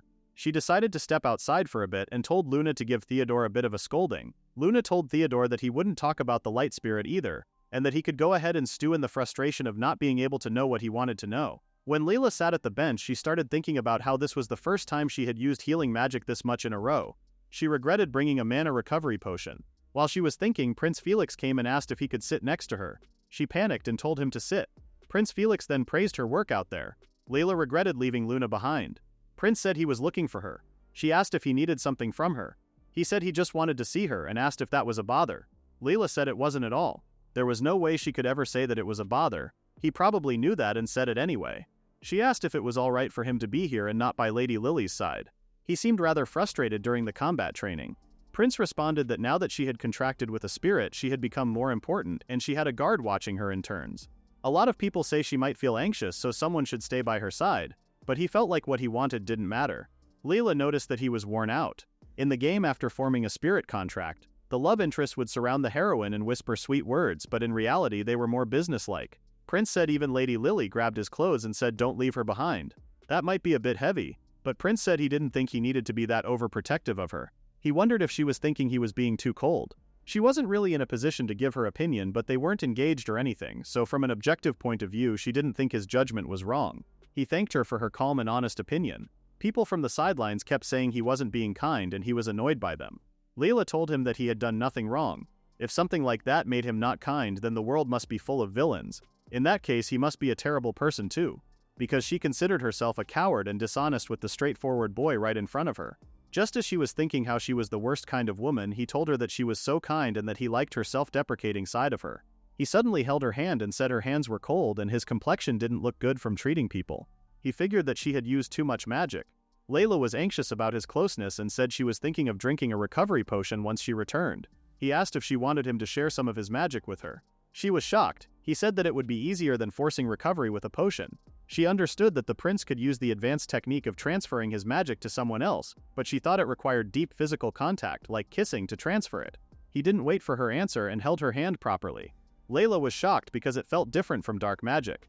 From their joined hands she could feel the prince's magic flowing into her. After a few more seconds he asked if this much would be enough. Layla was still in shock, so she suddenly apologized for thinking he was some kind of pervert. Prince didn't expect her to say something like that and tried to smooth the situation by saying most people would think that way. Layla apologized and said she couldn't believe she said something so rude out of pure shock. He said he did startle her a bit. She said that thanks to that her body felt much lighter now. He noticed her complexion looking better and told her not to push herself too hard, even if it was work. Layla was once again amazed by his dazzling smile. He said he was surprised, but he did see her with Yuri during training. She said he called out to her. He asked if he had said anything weird because he had told him about her. Layla recalled his words but comforted him that he didn't say anything. He seemed relieved but noticed that calling him Your Highness was confusing, so he asked her to call him by his name and then he would call her by her name. But Layla said that would set a bad example for the students. She was still working here as an assistant, so she couldn't act improperly. She had also heard that Count Vivienne was soon to be granted a marquise title. As for her, he could feel free to call her however he liked. Prince told her not to put herself down and reminded her that she was the Count's daughter, and she completed her correspondence courses in etiquette, history, politics, and economics. He heard she graduated with perfect scores in all of them. As a child, Layla studied as her life depended on it, and even she was surprised by how quickly she could absorb it all. While talking, Prince Felix said it wouldn't be strange if someone wanted her to marry into royalty. Layla panicked and said she no longer attends social gatherings. Prince Felix realized that he talked too much and promised to bring her some of her favorite tea next time. While watching him walk away, Layla realized that even though she knew how he felt, she still wanted to keep things the same. Once again, she felt like the worst kind of woman. After that messy drama was over, the infirmary returned to its peaceful state, or so she thought. It actually never did. While Layla was working, the students who came there were gossiping about Lily. They then asked Layla about her opinion of Lily. She said that unresolved anger could be tough and painful to deal with. As Lady Lily gained attention across the academy and her popularity grew, it pushed the stress of jealous noble ladies to the brink of explosion. Now they come one after another, venting their rants and complaints at her. She hoped that at least it would help them blow off some steam. Honestly, she had no idea how to respond to any of it. Luna, in human form, asked if she would like a cookie. After that, Luna still sometimes helped out in her human form. At this point, she was basically like a servant, but she believed she was enjoying it. Lord Harold came, and she was surprised that he was alone. He suddenly held her hands and asked her to be his fiancée. Layla was shocked. He said that after seeing that battle the other day, he became convinced that she was a battle maiden in the making, a strong woman worthy to stand at his side. He also said she could start her training any time, and they should begin now. Layla asked if he meant the engagement or the training. Suddenly, Yuri entered the infirmary and yelled at Harold that he told him to wait. He asked if his brother had seen any of that. Luna said he wasn't around today. Yuri asked Layla to keep this a secret from his brother and dragged Harold out of there. Harold said he was going to wait for her answer. That was an unromantic proposal. Lord Harold's performance in combat training was nearly the lowest, rank E, because he didn't use any magic during the exercise. Before she could continue her work, another person showed up and wanted her to accompany him on a gathering mission. And with that, Layla found herself in an outdoor mission. Apparently, they needed someone who could use healing magic to tag along. Having her as the infirmary assistant this year has been a real help because Theodore always refused to go. Layla said she was glad she could help. Even if she gave up being seen as just a fellow student, she couldn't avoid this. This was freshman year's first-time series, Part 2, a classic gathering mission that appears in the game's story. If it goes like the scenario, she would be the first unlucky one attacked today. During a break, a group of beasts appears, and the heroine and heroes fight them off. That was the classic plotline. But Layla, as always, gets attacked and knocked out in the middle of lecturing the heroine about noble conduct. This game was unusually harsh on Layla. She wondered if she was just naturally the type to always draw the short straw. Luna noticed that Layla was sighing a lot. He said he would let her pet his fur when they got back. Among the 20 or so students, the usual 5 were here. Even though Prince Yuri wasn't technically a student yet, he had been allowed to join the outdoor class thanks to his combat and trap handling skills as a bodyguard. Realistically speaking, it was a pretty unusual situation. She wondered if this was just plot armor at work. She would really rather not get attacked by the monsters. She decided to stay away from Lady Lily. She was going to be a shadow. She was going to stay quiet, stay in the back, and just follow along. But the girls were looking forward to working with her. They were so glad they were in Group 1 because they got to be with Lily, and they were excited that they might see her fight again. Layla was quite uncomfortable with this situation, and she also noticed Lady Lily staring at her. She just prayed that she would get back home safe. While the group was being informed, Layla was collecting some herbs. Luna asked if that wasn't considered an abuse of authority. She knew that, but the small pouch was amazing. When she puts things in, it miniaturizes them through a special mechanism. Her uncle used spatial magic to expand it. Unless someone got injured, she didn't have any work to do.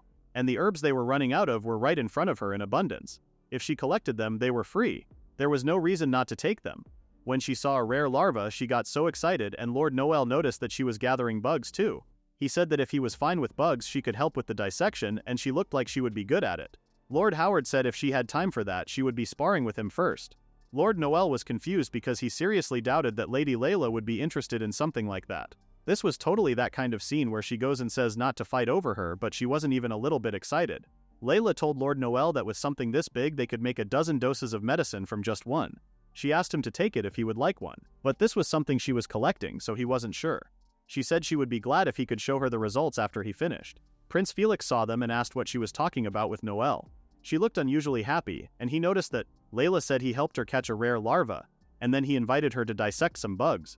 Prince said they were compatible, but she was still a lady, and being alone with another man wasn't good. Layla was confused because they were just talking about dissecting bugs. He apologized and said it wasn't his place to restrict her, but that she was still a noble lady too. He was right, but she thought living her life as a researcher wouldn't be so bad, and it was a good study for her. Prince was surprised and asked if she wasn't planning to get married. She said no, not unless she was forced to.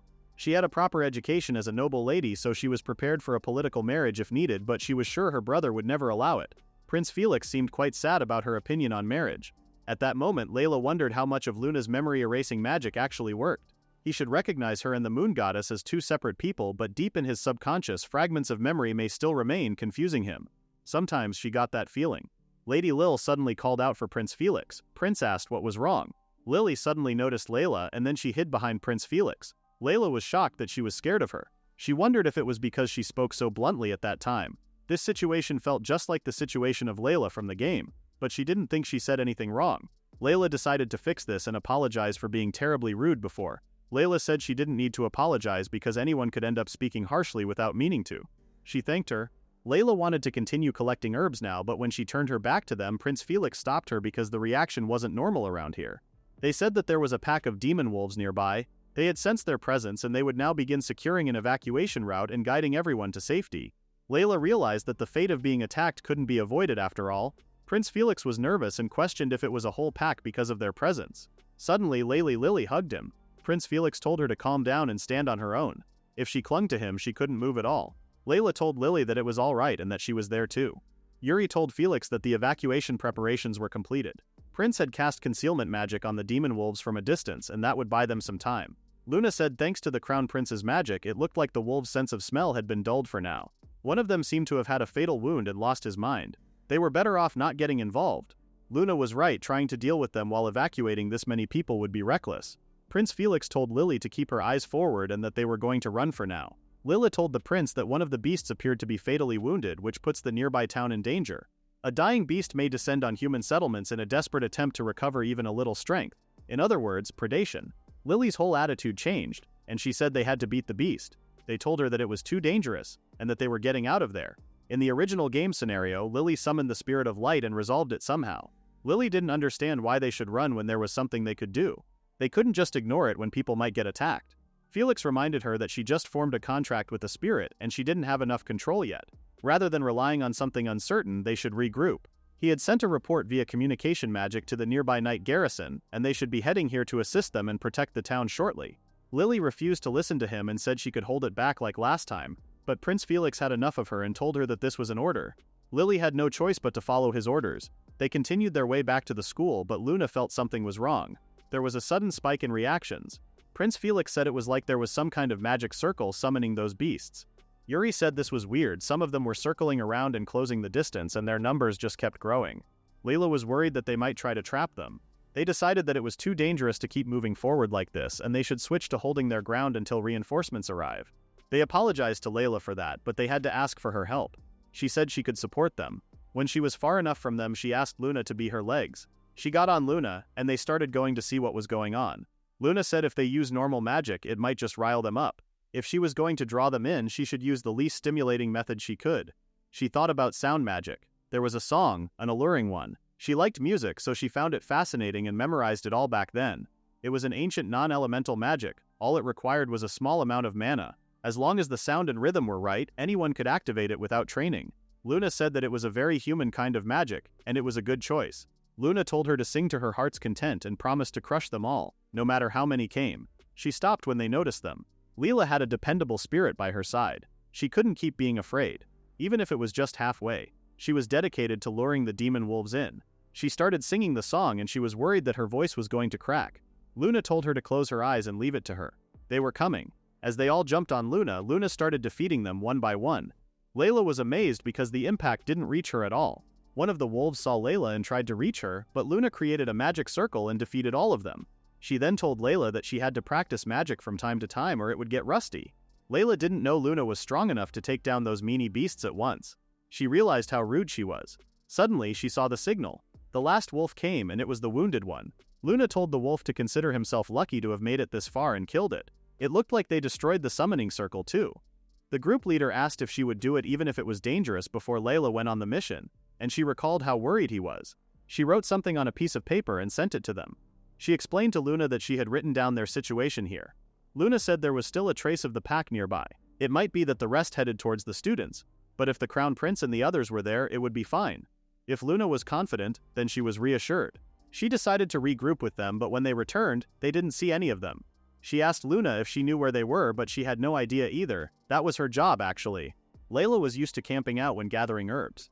One night there was no problem, but she still sends messages asking for rescue. She hoped someone would find it. After that, she lit a fire and warmed herself. Luna was surprised that her magic sound could even light a fire. She said it could do all sorts of things. She was not as strong as Luna, but she practiced a bit of magic too. But Luna said she ended up using quite a lot of magic power again. Layla said it was fine. She couldn't have reduced the number of magic wolves like that on her own. Luna asked if she didn't have any magic recovery potions, and she responded that she had given them all to the teacher.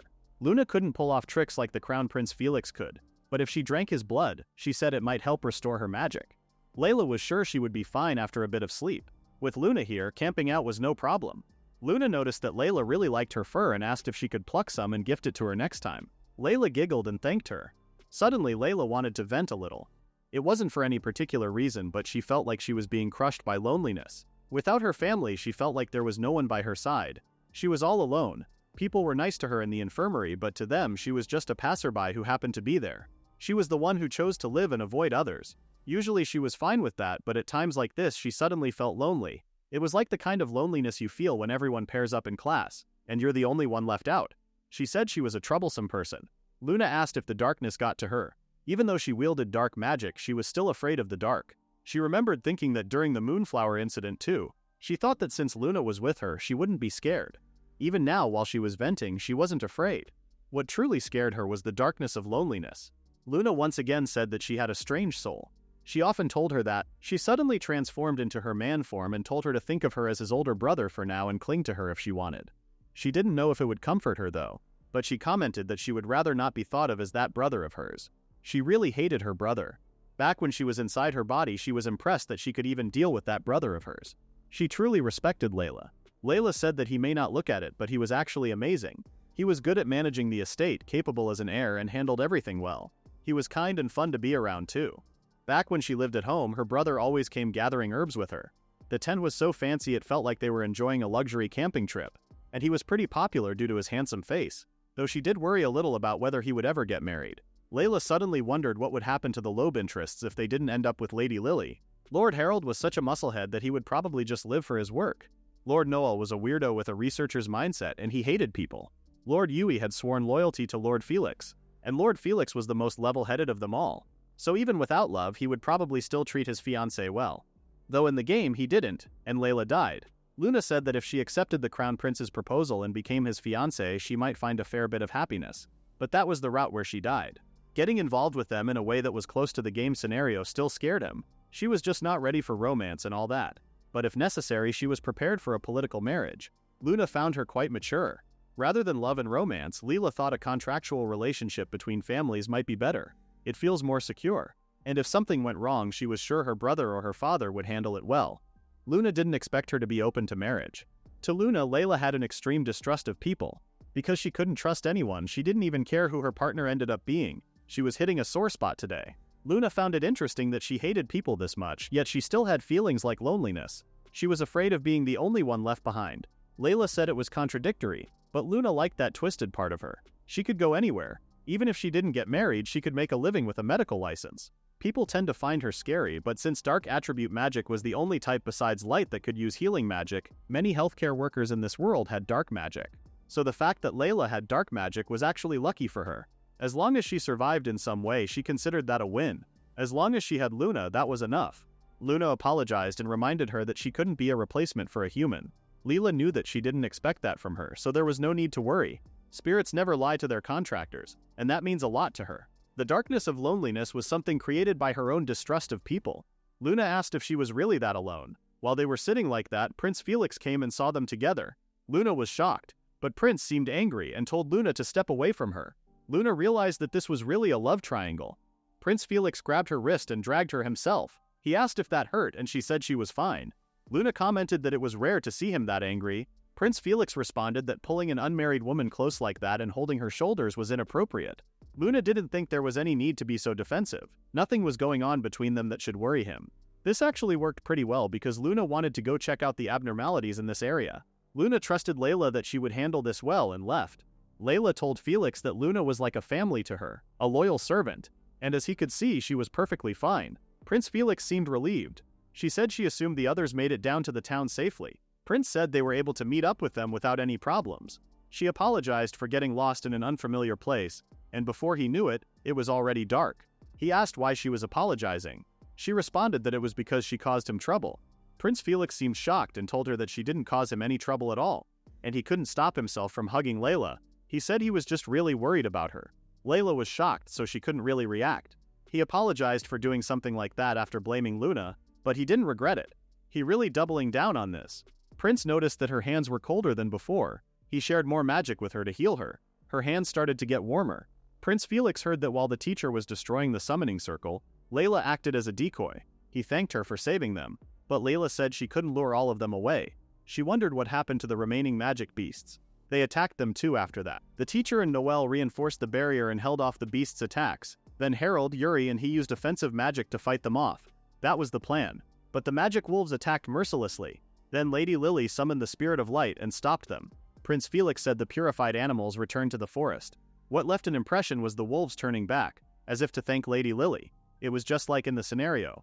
She didn't just preach ideals, she had the strength to carry them out. All the things Layla said about combat probably weren't necessary. In the end, she only came across a nagging noblewoman. No matter how hard she resisted, she was reminded that everything ended up just like the scenario, but she still wondered if she prevented Layla's injury.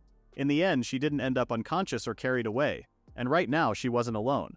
Layla asked Prince Felix why she was here. She wondered if he would come to rescue her.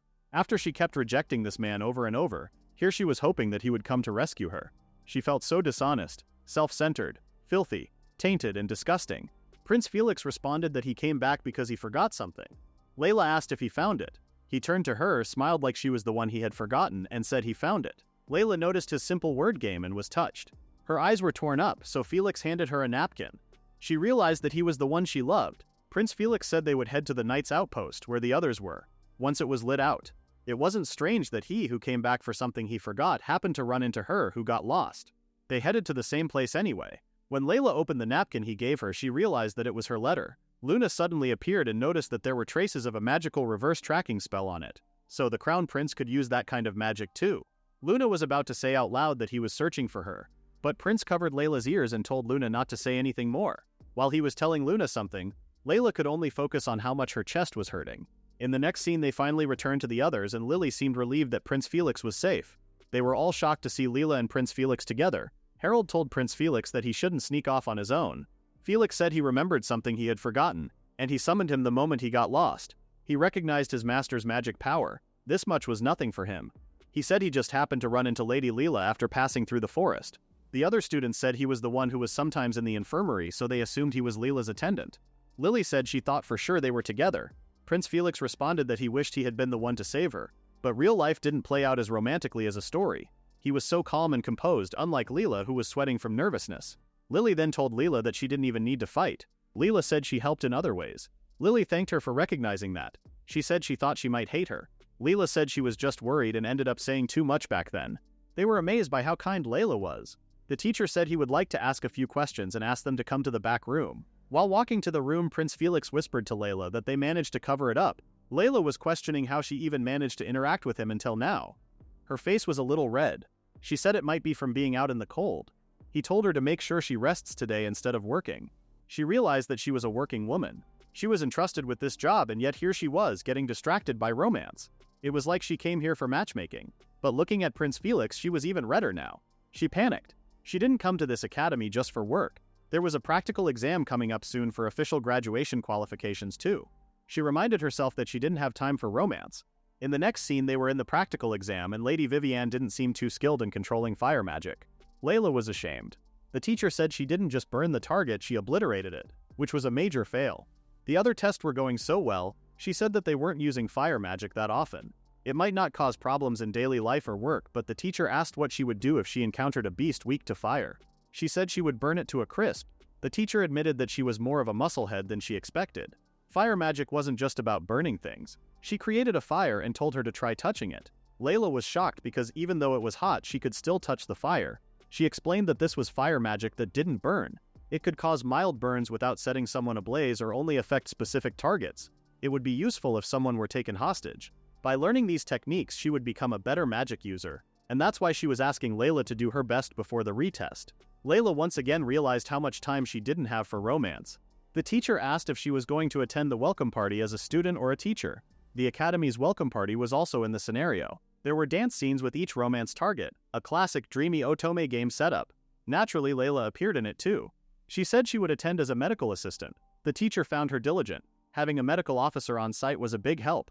There are always a few students who get a little too wild and rowdy. She said teachers were required to wear dresses on the day of the event, and the academy lent her one if she needed. Luna reminded her not to forget her glasses. She asked if it would be alright if she wore something easy to move in since she would be working there. That was fine, but a lab coat would stand out a bit too much. Layla had an idea about that. The day of the welcome party arrived, and the maids were shocked that Layla was wearing the same clothes as they were. They begged her to stop, but she was fine with it. She accepted that she might have gone a bit overboard, but it was easy to move in and she wouldn't stand out if she blended in. It was actually a pretty good idea. She also admired these kinds of things in her past life. A maid girl with glasses was the best thing ever. Luna was puzzled as to why her master was so thrilled about dressing like a servant. Layla knew she could never understand this kind of thing. From where Layla was standing, she could see the whole venue. She decided to keep an eye on Lady Lily and the others too, just in case. In the game, if Lily chose Lord Felix, Layla would always end up in conflict with her, skipping over the fiancé to have the first dance with another woman. Of course, people would find that strange. It didn't matter to her who Prince Felix chose to dance with now, but even if he didn't mean anything by it, if he escorted someone to this party, everyone would assume things. She heard people saying his name and Lady Lily with her dress. Even though she hadn't seen them yet, she assumed Lady Lily chose Lord Felix. When she turned to them, she saw Prince Felix and Prince Yuri both escorting Lily. That was clever. Being escorted by both princes was a declaration from the royal family that they would protect the one with light magic. This party was a little different from the scenario too. She noticed that Lily was grabbing Prince Felix's arm, and this made her feel something odd. Luna noticed that her magic was unstable and asked if she was angry. She said she wasn't angry, but Luna still reminded her not to push herself too hard and tell her if anything happens. She said she was fine. Right now she was Layla Vivienne, assistant medical officer. Her top priority was staying alive. That's why she started this job. But now she takes pride in it. She noticed a woman not feeling well and immediately went and asked if she was okay. She said that she suddenly felt nauseous. While she was taking care of the woman, Prince Felix continued greeting the guests. After healing the woman, she thanked Layla and said she was worried she wouldn't be able to dance. The music was about to start. She told Luna to watch over the hall for herself just during the first dance, and if anything happens, she asked her to call her. That was a piece of cake for Luna, so she transformed into a bird and started looking at the salon from a better place. Layla went to the balcony to catch a breath. She felt pathetic about leaving the work for personal reasons. Suddenly, she heard something and flinched. It was Prince Felix. She greeted him, but she was still surprised. She asked if it was all right for him to skip the first dance. He said it was just a school party, so he wasn't obligated since he didn't have a fiancé. Seeing him not dancing with anyone, Layla somehow felt relieved. Prince Felix said it took him a while to find her because of that outfit of hers. She said she dressed like this for work, as it was easier to move in. Prince suddenly started playing with her hair and said there wasn't anyone else with such beautiful hair color as hers. He suddenly kneeled in front of her and said that he just wanted to see that beautiful silver hair flowing, and ended up messing it up. He asked her to grant this poor man who had been chasing this color all over the place a moment of her time and kissed her hand. Layla was frozen. She said she had already had a lovely event. If she were to spend time with him, she would rather dress as a proper lady, looking her best. Prince told her not to worry about that because he couldn't take his eyes off her either way. She said the girl of the world would weep if they heard that. Prince Felix said he had been enchanted by a delicate little fairy and got carried away a little. He stood up. She asked if he was the one who started this whole act. He apologized and said he didn't think she would actually go along with it. It was the first time he had heard her talk like that. She responded that she activated lady mode since they were in a part. She didn't normally speak that way. Prince said a noble couldn't avoid society forever. He asked if she had been working this whole time. She said quite a few people got injured or felt unwell. This was a rare night and there was no one else here, so he asked if she would dance with him for a bit. Layla responded that she would rather not. He said it might help clear her mind, but she decided to joke around to clear up this embarrassment and said he could ask Lord Harold if he was so eager to dance. He responded that Harold would probably prefer spring over dancing. He offered his hand and asked if she didn't want to dance with him. There was no way Layla could refuse this man. While dancing, Layla realized why she didn't want to dance with him, because it just felt too good. Prince Felix complimented how good a dancer she was. He had never felt such perfect harmony with a partner before. He grabbed her hand more stiffly and called her name. She thought he was going to say something, but he said he just wanted to say her name. Layla felt like she was dreaming right now. While dancing, Layla prayed that he wouldn't notice that there was something wrong with her. When the first dance was over, Prince Felix asked her to dance with him again sometime and left to join the party. If Layla wishes for anything more, she might be punished for it. After this, no matter who the prince dances with, she was sure she wouldn't feel that heavy weight again. She didn't want to go too far with her jealousy and returned to the salon. Luna came and asked if she was all right now. She thanked Luna and asked if there was anything abnormal. Luna said her uncle was here. The people were equally shocked because normally they didn't even get to see him in the infirmary. Theodore noticed Layla and said he had been looking for her. Layla asked what was going on. For Theodore, who hated people, coming to the venue was unbelievable. He said it must be tough staying in place like this all night, so he decided to take over for her. The infirmary barely gets visitors, so it was better if she stayed there. But he was holding a big piece of cake, so she understood that he was here for the cake.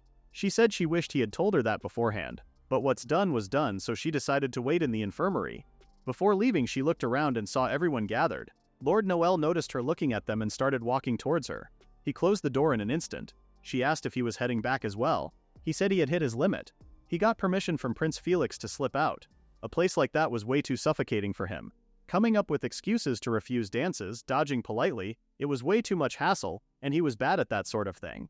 Layla congratulated him and assumed he was exhausted. There was a reason for his blunt way of speaking. He came to their country, the Kingdom of Creation, and started learning the language exactly 1 year before enrolling. Though he was born here, he actually spent most of his childhood abroad. He had no trouble with pronunciation or conversation, but he seemed to struggle with formal speech and honorifics. All of this was to escape persecution from those who believed in the superstition surrounding red eyes. That was also why Prince Felix didn't scold Luna for her language. Lord Noel said that because the prince disappeared halfway through for the restroom, he lost his chance to slip away. That was when he was actually dancing with Layla. In the game, Lord Noel left right after the party started. So that weird feeling earlier was because of that. Noel said a girl was dancing with him now, so he left the rest to her. Layla asked if she had got something to eat, but he didn't. Something came up at the dorm, so that was fine. He suddenly started yelling that it wasn't like he randomly wandered around and missed dinner, but it was clear that he missed it. He then noticed her outfit and asked. She responded that she wasn't allowed to wear a lab coat, so this was kind of a disguise. While they were talking, Lord Noel suddenly stopped and stared at the end of the hall. He said he sensed some bad energy. Luna told Layla that this presence was not normal. Suddenly, Layla remembered the empty corridor in the scenario. It was time for the next event. But this was strange because in the original scenario, after the first dance, the heroine leaves the venue, heads to the powder room to fix her dress and accessories, and meets him there. But Lady Lily was still in the hall right now. The scenario had already broken down. Lord Noel said they used to use invisibility magic to check things out. If nothing was wrong, that was fine, but if anything happened, she would call for help via magic. There had already been several differences from the original scenario, but what they were about to see was completely unknown. They arrived at the place and a man seemed like he already noticed them. Noticing his vivid crimson hair, he was Crimson Catastrophe. Layla never cleared the root of the hidden character, so it was her first time seeing him. Crimson was an alias. He abandoned his real name and chose to go by the one he gave himself. All she knew about him was what was written in the character bio. He said he never imagined he would get caught. Since they were all here, he wanted to have a little chat. Lord Noel shielded Layla and said they should pull back for now. Crimson mocked him for being a knight protecting a princess. He was seeing right through the invisibility magic. He said that this was a well-crafted spell and he had even adjusted it so they could see each other. The efficiency and structure of the spelling were almost artistic. It was a shame to destroy it, but he still grabbed his spear and destroyed their magic with one move. While they were in shock, he said they could talk more easily now. Lord Noel said they need to call the professors as fast as possible. Crimson used his dark attribute magic and attacked Noel, but he deflected his spell with one hand. Crimson seemed impressed. He wondered what Noel would do if he were facing an attack from his abyss and released his spirit. Layla recalled him having a contracted spirit. Noel was nervous. Layla couldn't believe he would do that because a human could never defeat a spirit, so she had no choice but to use Luna against his spirit. Crimson didn't expect her to summon a whole spirit. Luna and his spirit started battling. Their battle was about to hit Layla too, but Noel protected them. Noel couldn't see spirits, so he was puzzled as to what was going on. Layla had to explain to him that their spirits were fighting, his and hers. Noel was shocked that she had a spirit. She said she could see his spirit too, so he could leave this to her. Noel had no choice but to do that. Luna was burning through his mana fast, so Layla was worried. Crimson's spirit was also super powerful, so it was a harsh battle. With one claw move, Noel's protection barrier couldn't make it and exploded. But Noel was still holding on even though he had no idea what was going on. He might not be able to see the spirits, but he could see mana particles. He didn't know what spirits were doing, but if he followed the particles, he could at least protect the building. He told Layla to focus on her own task and not worry about him. She thanked Noel and drank a mana potion. She told Luna not to hold back. Crimson seemed serious for a moment and then he started laughing. He said that this was fun. At first he only planned to catch a glimpse of the light magic user today. But Layla was really amazing. He said he had taken quite a liking to her. Crimson told Abyss to stop the fight. Abyss stopped and said they were just getting started. She seemed annoyed that he didn't let her enjoy a battle once in a while. She was actually really cute. Luna said that a spirit who couldn't even obey their own master's command seemed to have fallen quite low, unlike her. Layla told her not to provoke him. Abyss said she was an insolent little pup and wondered if she should teach her some manners. Crimson told her to stop, and if she was going to be so pathetic, she wouldn't order her into battle ever again. Abyss seemed like she really hated that. Crimson said his cat had not yet been properly trained. Layla responded that cats were fickle creatures and that they were not animals he could train. He told her not to be wary. It saddens him a little to have such eyes turned on him by a beautiful girl. He wouldn't lay another hand on her, nor would he tell or even hint to others about her. Luna said he was not lying. Crimson was honored to receive the approval of her spirit. They were both contractors of dark spirits, and he wanted to get along with her. Layla wanted to observe the situation first. Noel told him that he infiltrated the academy and attacked them. Crimson considered this a little game and said he was just happy to have found a potential friend. Since the teachers were approaching, Crimson said it was time for him to leave. He said that his name was Crimson Catastrophe, and told her to remember this, but he used telepathy to say that. He kissed Layla's hand, and before Noel could do something about it, he disappeared. The teacher asked if they were alright. They told them what happened, and Noel informed the teachers that two of them managed to hold him off, so the damage was minimal. He also questioned this academy's security. The teacher told him to watch how he speaks.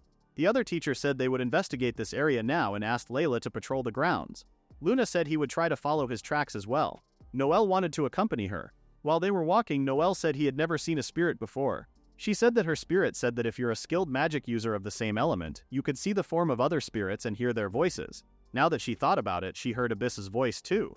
Noel asked if someone like him wasn't good enough. She said she was the one most confused by all this. Layla then wondered why he didn't tell the professor that she had contracted a spirit. Noel responded that people would use her if they knew she had power, and that was no fun. She wouldn't be able to stare at her like a freak either. Besides, unlike those with light magic, there was no one to protect her, and he couldn't always be near her. That's why he was not going to tell Prince Felix either, and he promised not to tell him about those weird glasses that spill magic particles in front of Prince Felix. She must have a reason for hiding her face. Layla was shocked that he knew about that too. Noel said he didn't plan on saying anything, so there was no need to worry. Luna appeared and said she had figured out how he got in. Noel asked if he was Layla's attendant or something, and Luna introduced herself as the Dark Spirit. She said she had something to tell him as well, so she would speak to him in this form. Noel realized that the prince's suspicions were a needless worry. Layla asked what Luna found out. She said that he entered by way of an alternate dimension. There were faint traces left. The other world was a place where phantom beasts and the like live. The other side of the coin, so to speak. She couldn't believe a human could enter and exit it. That man might be exceptionally talented. In that case, strengthening security wouldn't do any good. Luna said she couldn't do anything about that. Noel said this was all kind of a mess. Layla said they would just have to focus on what to do after he was already infiltrated. That alias was supposed to be revealed only to the heroine. Layla was still puzzled as to why he told her his name and why he was keeping quiet about her spirit. It seemed the game's knowledge might only be useful as a reference now. And Lord Noel's eye ability never appeared in the scenario either. Without knowing the capture routes, she couldn't understand his true intentions. A few days later, following the Dark Mage's intrusion, the Academy's security was made even more stringent. A defensive barrier was placed around the entire Academy, and reinforcements were requested from the Royal Knights and the Magic Knights.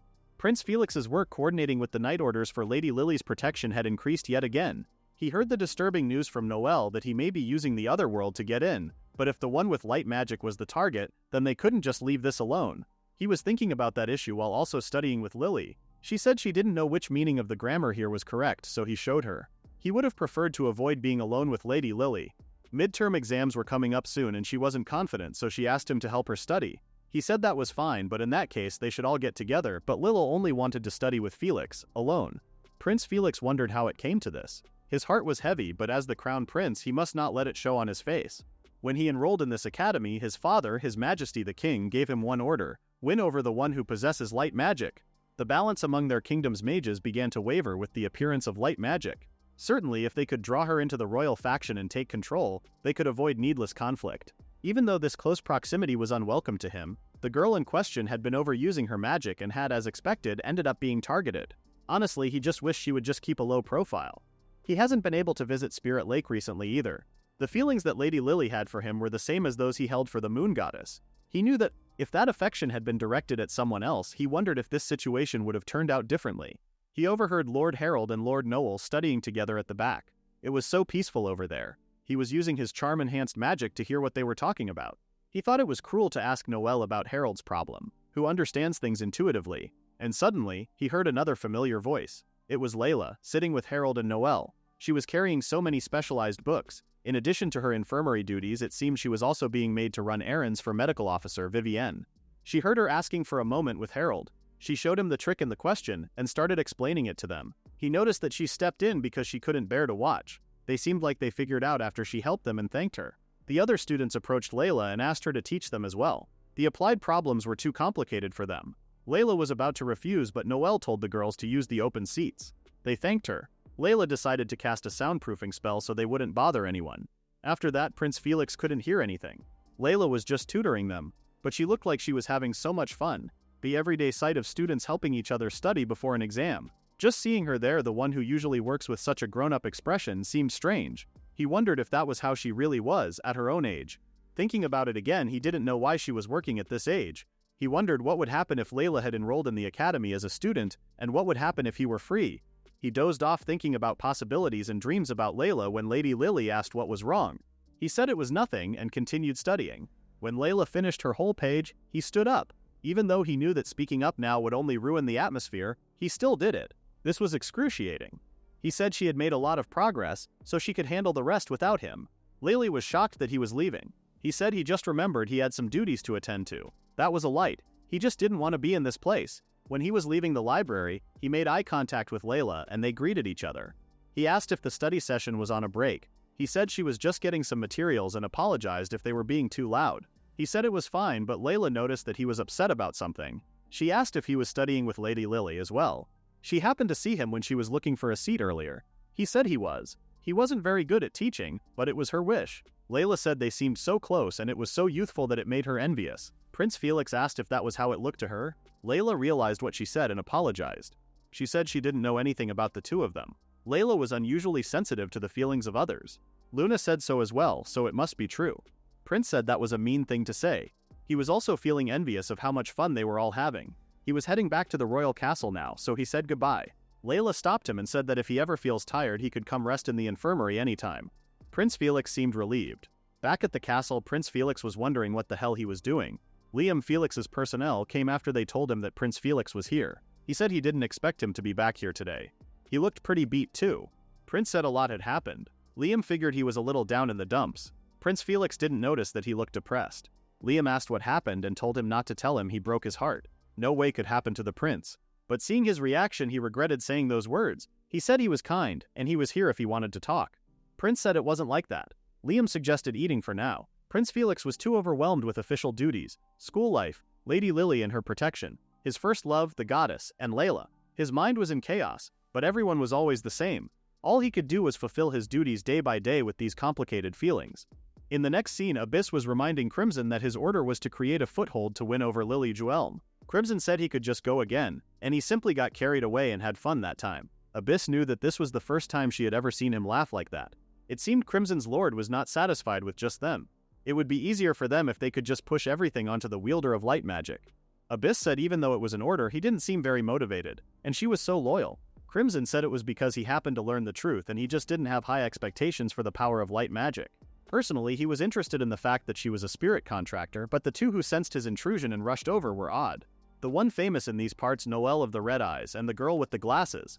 He really wanted to know more about that young lady. Meanwhile, Lady Leela was working. She kept thinking about that talk with Prince Felix at the library. She didn't know why she ended up saying something like that. She was supposed to have decided to lock these feelings away, but the truth is, the one she was jealous of was Lady Lily. Even though she knew it wasn't what Prince Felix wanted, she said something unnecessary to cover up her own feelings and she ended up hurting him. She wondered if it was because they hadn't spoken since then that she had this nagging feeling. Suddenly, she felt something behind her, but when she turned, she didn't see anything. She asked Luna if that presence just now was from the other world again. Luna said there was a spirit reaction, so that was highly likely, but it was too difficult to pursue now. Just as Layla feared, it seemed the Crown Prince and his party would be leaving for an inspection soon. So that part was going according to the scenario. In Prince Felix's route, an incident occurred right after the exams ended. A mass kidnapping incident targeting citizens with magic. The heroine and Prince Felix, out on an inspection, happened to be at the scene.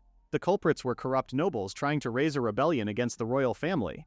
To put it simply, Prince Felix's route was a story about dealing with the conspiracies and darkness swirling around the royal family. Luna reported it anonymously as Layla instructed him to do.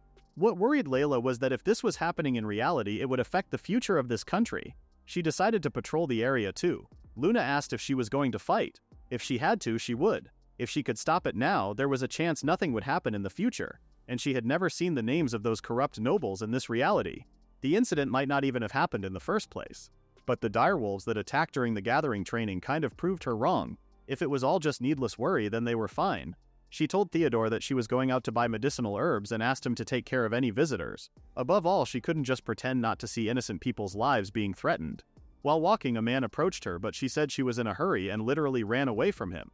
She thought she would dress in a way that wouldn't reveal she was a noble, but it didn't seem like it worked. The scene of the incident was in the lower town, a short distance from the royal capital. Using large-scale magic, they draw a magic circle and summon magical beasts. By having them devour sacrifices, they steal their magical power, seeking to receive the blessings of that power. In other words, it was similar to the gathering training when a huge number of direwolves appeared. Come to think of it, she wondered if it all started back then. There was a malevolent aura everywhere, but it was strongest up ahead. She went to the ruins and followed the aura. This was an incredible miasma. When she entered the place, she saw a magic circle in the process of being formed. Luna pointed at the people and it seemed that the incident really did happen. She was so relieved that they made it in time and started untying people. She told Luna to protect the people here with a barrier. She wanted to conserve her magic, so she was going to try to handle this herself first. Luna told her to leave it to him and said that while he was at it, he would eliminate any enemies she missed. The same direwolves appeared from the magic circle, but this time there were no injured beasts. She grabbed a giant sickle and slashed the wolf that came at her. Seeing that she could kill them, her confidence increased. She could fight them if they were just average magical beasts. Luna already reported it, so reinforcements should be here soon. If she could just hold out until then, she would be fine. However, Luna felt something bad coming at her, and he was right. A giant three-headed wolf appeared from the magic circle. This was not in the game for sure, so Layla didn't know what to do.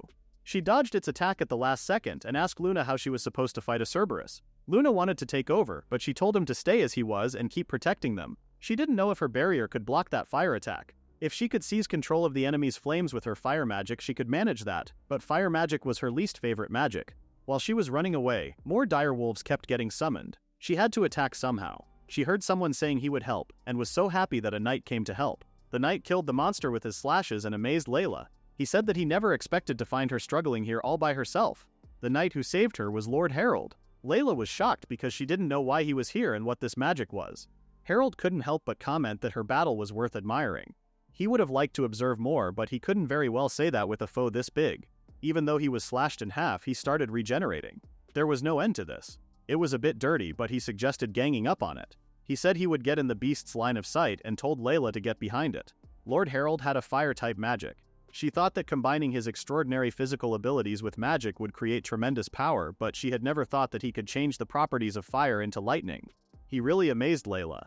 The aftershock of the electric attack was reaching even the surrounding direwolves. Just as they planned, Layla went behind the monster, and they planned to do a pincer attack. She jumped on the monster's back and they attacked simultaneously. It was a brutal attack, as Luna said, but Layla's glasses were broken. After killing the monster, Harold had recovered the core. With this, they didn't have to worry about it reviving. Layla noticed the summoning circle getting a little fainter compared to before. It was about to reach its summoning limit. Harold was surprised that she could see it even without her glasses. He said that Prince Felix should be arriving shortly. The knightly order he requested should be arriving around now as well. Layla was panicked that Prince Felix was also coming. Harold said they received a report of suspicious individuals during their inspection of this area, but there were several other places where citizens were being held captive. So Prince and he quickly split up to deal with them. Layla didn't expect Prince Felix to deal with this directly. She asked if Lady Lily was also on that inspection. He said she was with them, but it was dangerous, so Prince Yuri and the knights accompanying him should be guarding her now.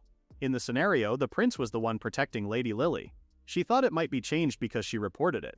Harold then wondered why she was here. Layla said she had some business at a nearby apothecary, and sensed a disturbing presence, so she came to check it out.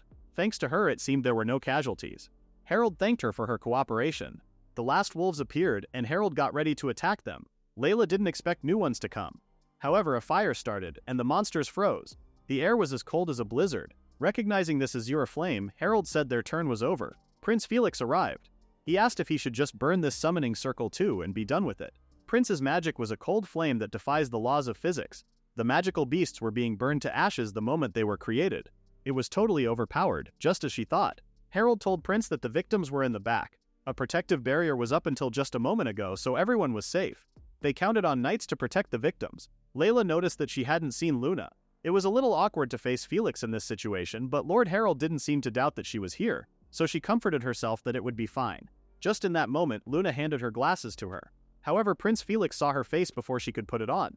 He immediately recognized her face and was shocked. Layla wondered how many times she was going to make that mistake. No matter how he looked at it, this was her real face. Prince Felix didn't tell Layla anything, and asked Harold if the woman who was with him was an acquaintance of his. Harold was confused and was about to say that she was Layla, but Layla grabbed his wrist and whispered to him that she didn't want her face to be known, so she asked him not to say that she was Layla. Harold was shocked and nervous because he didn't want to lie to Prince Felix. However, he went along with her and said she was an acquaintance of his, not some suspicious person. He added that she helped in the battle this time too, and that she was very skilled. Layla still had a feeling that she hadn't fooled him, but she was still thankful to Harold for lying to him for her. Prince Felix grabbed Layla's wrist and said he was so happy he finally got to meet her. Luna told Layla that if he heard her voice his identity would be revealed, so she didn't speak. Prince told the others to confirm the destruction of the summoning circle. While the knights were trying to treat people, Layla let herself go from his arms and went to heal the others. Prince asked if she could perform first aid, and Harold confirmed him. Prince told Harold to assess the situation and asked him to show him the damaged areas nearby as well. After that, they left. Layla was relieved that they got away from them for now. She said that afflictions from mana or miasma would worsen if not dispelled. She only had a small supply of medicine, so she asked the others to send someone to a nearby apothecary. For those with deep wounds, she was going to use healing magic. It's a gradual effect, and it wouldn't make the pain disappear instantly, but that was all she could do. Luna appeared and told Layla that he sensed a strong magical presence. Lady Lily and Prince Yuri appeared with teleportation magic. She said she would heal them right away and did it right away with her bird. The people who were healed instantly told her that she was a saint. Layla had never seen such powerful healing magic before, so this reaction was normal. Lady Lily's talent as a light magician had blossomed. Coming face to face with her didn't seem like a wise idea, so they decided to return to the academy. She decided to take a back alley just in case. Prince saw her face, but luckily they were able to part ways with the matter still unresolved. He was in a position of responsibility, so she supposed he couldn't afford to get involved with her. He was able to act calmly without being swayed by his emotions, but she still remembers him abandoning his innocent fiancée so easily. Her head understood, and yet her heart didn't want to accept that fact. While walking, she once again bumped into Felix. She tried to run away, but he caught her. He assumed she was wondering why he was here. He said that he received a report via telepathy. It said that if he were to return to that place now for certain reasons, things would get complicated, so he thought he would hide out for a bit. It certainly does seem like it would become an open secret since Lily was there. He asked if she took this deserted path to avoid him. Layla had no choice but to smile faintly. He asked who she was, and he could tell from her conduct and mannerisms that she was the daughter of a nobleman. Layla was still silent. Prince Felix put his hand on the wall and restricted her movements. He asked if she wouldn't even let him hear her voice. Layla had no choice but not to talk. This was a troublesome emotion.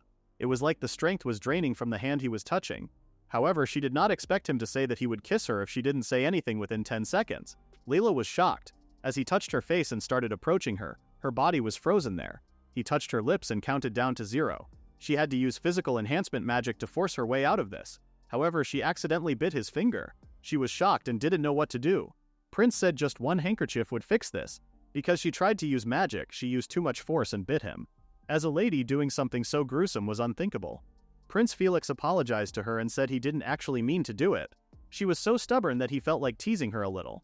But this might be just his lucky day. It seemed she had swallowed his blood because he could sense his own magic from inside of her. Blood was a mass of magical energy. As a magician herself, she would know that. It would eventually blend with her own magic, but the blood of royalty was strong, so it wouldn't disappear for a while. It was easy to search for his own presence, so he was confident he could see through any disguise she wore. So he approached her ear and whispered, saying he would come see her again tomorrow. Layla was shocked and she started walking away in panic. When she left, Prince Felix couldn't believe how convenient this incident was because he already figured out that the mood goddess was Layla. He figured from her similar build, the way that straight-laced Harold trusted her, the figure who skillfully administered first aid, the fact that she wouldn't speak in front of him, and the fact that Layla's glasses were some kind of magic tool. The woman who was his first love and the woman he wished would stay by his side for the first time was actually the same person. He had dreamt of how wonderful it would be if the two silver-haired women were the same. Among those of the royal family, his blood had an especially strong power of interference, an absolutely terrifying substance that could even manipulate others at will. To become a person worthy of possessing this blood, he had undergone harsh magical training since he was a child. This ability, unrecorded even in the archives, is what he would consider to be nothing short of a forbidden spell, and Layla was the one to taste it for the first time. Lady Lily was causing trouble again, so he was sure more fun work awaited him tonight. But it was nothing to him. He decided to take care of the work in front of him first. Meanwhile, Layla was crying in the infirmary. Luna told her that there was still a way, but she said that she knew fully how strong His Highness's magic was, and it was impossible now. Luna gave her his personal recovery potion. He said he had completely forgotten about it. She had her uncle develop it at the cost of his own sleep, and his blood was used in its ingredients. Layla was shocked. He said it was a good idea. Even if he used too much of her magic, this should allow her to recover more of it. The only thing that could counter the blood of the crown prince would be his blood, the blood of a spirit. The idea was that if she drank this potion, she could overwrite his magical presence. He might be surprised by the presence of a powerful spirit, but not having her identity exposed was more important. If she could erase Prince Felix's presence, it would actually serve as proof that she was someone else. She couldn't afford to worry about the details, so she opened the bottle and drank it. It surprisingly tasted like milk tea. Apparently, Theodore was particular about the flavor. She felt like Luna's usual presence had grown. Luna said his magic should blend with hers right away. She decided to do some compounding to calm her nerves, but she had no time to do that because Prince Felix came. Layla greeted him. He said the lights were on, so he thought he would stop by. He asked if she was working. She said she woke up early, so she started working right away. He said he thought maybe she was urgently restocking because she used a lot. Layla tried to calm down. She said she was just making the usual amount, and she was just about to start making it. Luna told her to calm down. Her magic was in complete disarray. Layla asked if there was something she could help him with. She noticed Prince Felix's dark circles under his eyes and figured that he wasn't able to sleep because of yesterday's commotion. He said there was something he wanted to check. He suddenly seemed surprised when he felt this presence. Layla suggested getting a little rest, and said there was still time before class. She smiled and said he was fine. His gaze felt so tender. He said he was swamped with work and he had to go. When he left, Prince Felix confirmed from her left hand that she was indeed the goddess he had seen that day. The superhuman magical power of the royal family was rumored even among the spirits, and that in this day and age there was someone who possessed a special power. Luna wasn't interested, but he didn't think it could rival his own blood. But it seemed the crown prince had no intention of forcing contact either. For Layla's peace of mind, it was probably best he kept quiet about this. While Layla was taking care of the flowers, a student in the infirmary asked if she had heard about the incident from the other day. She said she heard people talking about Lady Lily using powerful magic to heal people in an instant. He said that was part of it, but there was an even hotter topic going around right now. She wondered if something happened after she left and waited for him to say it. He said that it was the story of the love triangle between Prince Felix, Lily, and a mysterious, beautiful, silver-haired girl. Layla was shocked. He said that before Lily showed up, the prince was with a beautiful silver-haired girl, and they looked incredibly closely. They say Lily loved the prince, but his true love was that silver-haired girl. So even though they were always together at the academy, they weren't actually lovers, and everyone was shocked. This was completely about Layla, actually. And the student said Lily was bullying the silver-haired beauty. Layla was shocked that the heroine was turning into the villainess. Someone was maliciously fabricating these rumors. She said it might also be possible that Prince Felix himself didn't feel anything for either of them, but he said that was impossible. According to the knight who witnessed it, the prince was staring at her with completely smitten eyes. She did remember her heart skipping a beat with that look, so that was true. He said that everyone had decided to search for this silver-haired beauty, and a theory had surfaced that it might be her. Layla from the infirmary. Shocked, she asked why her. He said it was because she also had beautiful silver hair. Lord Harold came to the infirmary, and the student asked if that girl was really Layla. Harold said that he didn't know much about this silver-haired beauty, but if Layla had been there, he would have said hello to her. He seemed convinced that it was someone else now. He said he would make sure to correct the part about Layla and leave. Harold told Layla that this had gotten rather out of hand. There must have been a student with a knight in their family. Harold said Prince didn't seem to recognize her without her glasses. She explained that these glasses were a magic tool with an optical illusion effect. Once someone recognized her, the effect wore off, but it was just so that her real face wouldn't be known. Harold said from the way the prince was acting, it seemed this wasn't something for him to pry into, and he promised to do his best to go along with her story. That was a great help for Layla. He said that Lady Juelm was visibly on edge regarding the rumor of the silver-haired girl. She was so worked up he didn't know what she might do, so that's why he came to warn her. Layla said she would just act as she always does even if it was just a rumor. He appreciated that and said making a fuss would be pointless anyway. Everyone was just having fun with it. It seemed a few of those who held a grudge against Lady Lily leaked the details of this incident. She never did fit in with the other nobles, so the prince was blaming himself for his lack of oversight. But no one would think it would lead to a scandal like this. He was really going through a lot. Harold left the infirmary after telling her to be careful. Layla had never thought he would get caught up in a rumor like this. The next day, Theodore came back, and he seemed exhausted. She said there were some sweets from her brother and served him some. He was at task force headquarters for the recent magical beast damage. He had been gone since this morning, so Layla said he was back pretty early. Theodore said this morning was for something else. He was summoned to the royal castle. He said that the king found out that she had a spirit.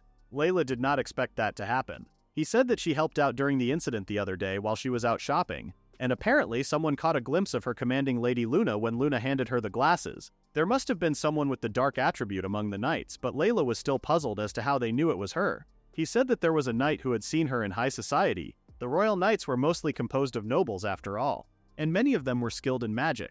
It was true she attended the bare minimum of evening parties, but she always gave her greetings and left right away, so she couldn't understand why anyone remembered her. Theo said it was because she was rather eye-catching and unaware of her beauty. But there was something even more shocking. Luna told him to say it. Theo decided to explain it in order. Those knights reported to the king, and as her relative and superior, he was the one to be summoned to the castle. The king suddenly touched his forehead, and after a moment he said that he saw the black wolf, which looked strong. He confirmed Luna's appearance from his memories. The royal family even uses magic to read memories. Theodore was quite amazed by the process of casting memory-reading magic.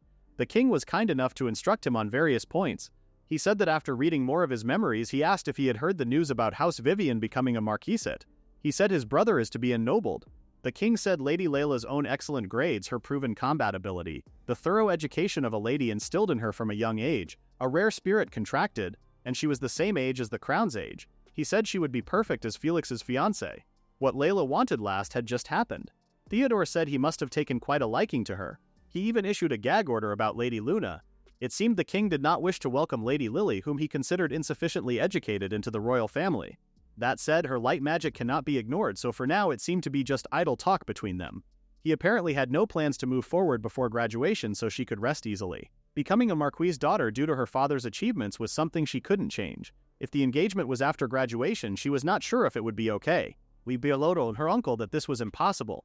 Theodore said their house was a white noble house with no friction with other high-ranking nobles, so it must be convenient for the royal family. Layla said that she was not worthy of him. She couldn't even bring herself to trust the prince. Luna knew that she already loved Prince Felix, but she was just so afraid to entrust her heart to him. She said that she had no right to stand beside the prince, and this conversation was over. She decided to go make some medicine.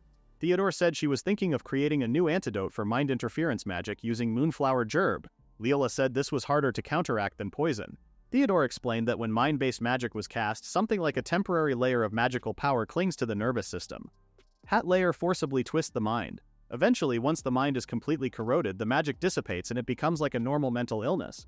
In that case, treatment would fall under the field of psychotherapy. However, Theodore had discovered a slight residue of the magic, once thought to have disappeared, actually remained. If they temporarily amplify that residue to create a pseudo-activated state, it becomes possible to manipulate or even reverse it. Layla asked if amplifying it would affect the subject's mind. He said they would go mad and run rampant for several days. The name of the medicine was Full Moon Madness. Theodore said there was no problem in theory, so all that was left was to procure some moonflower herb. The door knocked and Luna said it was bad. When Layla opened the door, she saw Lady Lily looking very angry. She immediately started yelling at Layla, asking about that rumor. She asked her why she didn't say anything. Luna warned Layla that the light spirit was using magic and if she told a lie it would be relayed to the caster. Layla told her to wait. The rumor was about a silver-haired girl. Lily said that besides her there was no one like that. Theodore backed Layla up and said her eye color might be different, and only a handful of people were saying it was Layla. Lily said she was close to Prince Felix. She told Lily that a relative of hers had connections with the king. Theo agreed, saying he was summoned to the royal castle again today. There was no lie about what they were saying, so Lily seemed convinced. She wondered who that girl was. She was the one by Prince Felix's side the most, and she questioned why she had to lose him to some girl who had just popped out of nowhere. She was claiming that she knew Prince Felix better than anyone. Theodore seemed quite angry and asked Lily if that was all she had to say. He started yelling at her, saying that if she claimed to be closer to him than anyone, she should confirm it with the prince himself before cornering Layla like that, and yet she acted like she was his girlfriend. Lily panicked and said she didn't think of herself like that yet. Theodore kept yelling at her, saying she could not possibly be aiming to be a queen with such a petty mindset. He seemed like he was more upset about the fact that she interrupted their nice chat about a new medicine for such a ridiculous reason. Layla tried to calm him down by saying she would go gather some moonflower herb next time, and it seemed like it worked. Lily gave up and literally escaped there. Luna didn't tell her uncle that Layla couldn't lie, but it wasn't a problem. She was just rattling on one-sidedly. When Layla went outside that day, she could feel everyone staring at her. She assumed it would be like this for a few more days. While walking, she saw Prince Felix and Lady Lily sitting together with the others. She wondered why they gathered in such a conspicuous place. Luna said that the girl really ran crying to the prince. Lily was still crying. Everyone seemed nervous about this, but Prince Yuri and Prince Felix seemed normal. Prince Yuri said he heard the infirmary officer Vivienne was passionate about his research and merciless to anyone who disturbed him. It was just an unfortunate coincidence that she stumbled in. He was probably just taking it out on her, so there was no need for her to cry. Lily wondered why they were speaking so loudly. Noel said he saw the prince trying to console her during class and she should think about how much of a nuisance she was being and go home early or something. Lily said she decided she would work hard on her studies too. Prince Felix reminded Lily that he always told her that showing her emotions in public made her a half-rate noble.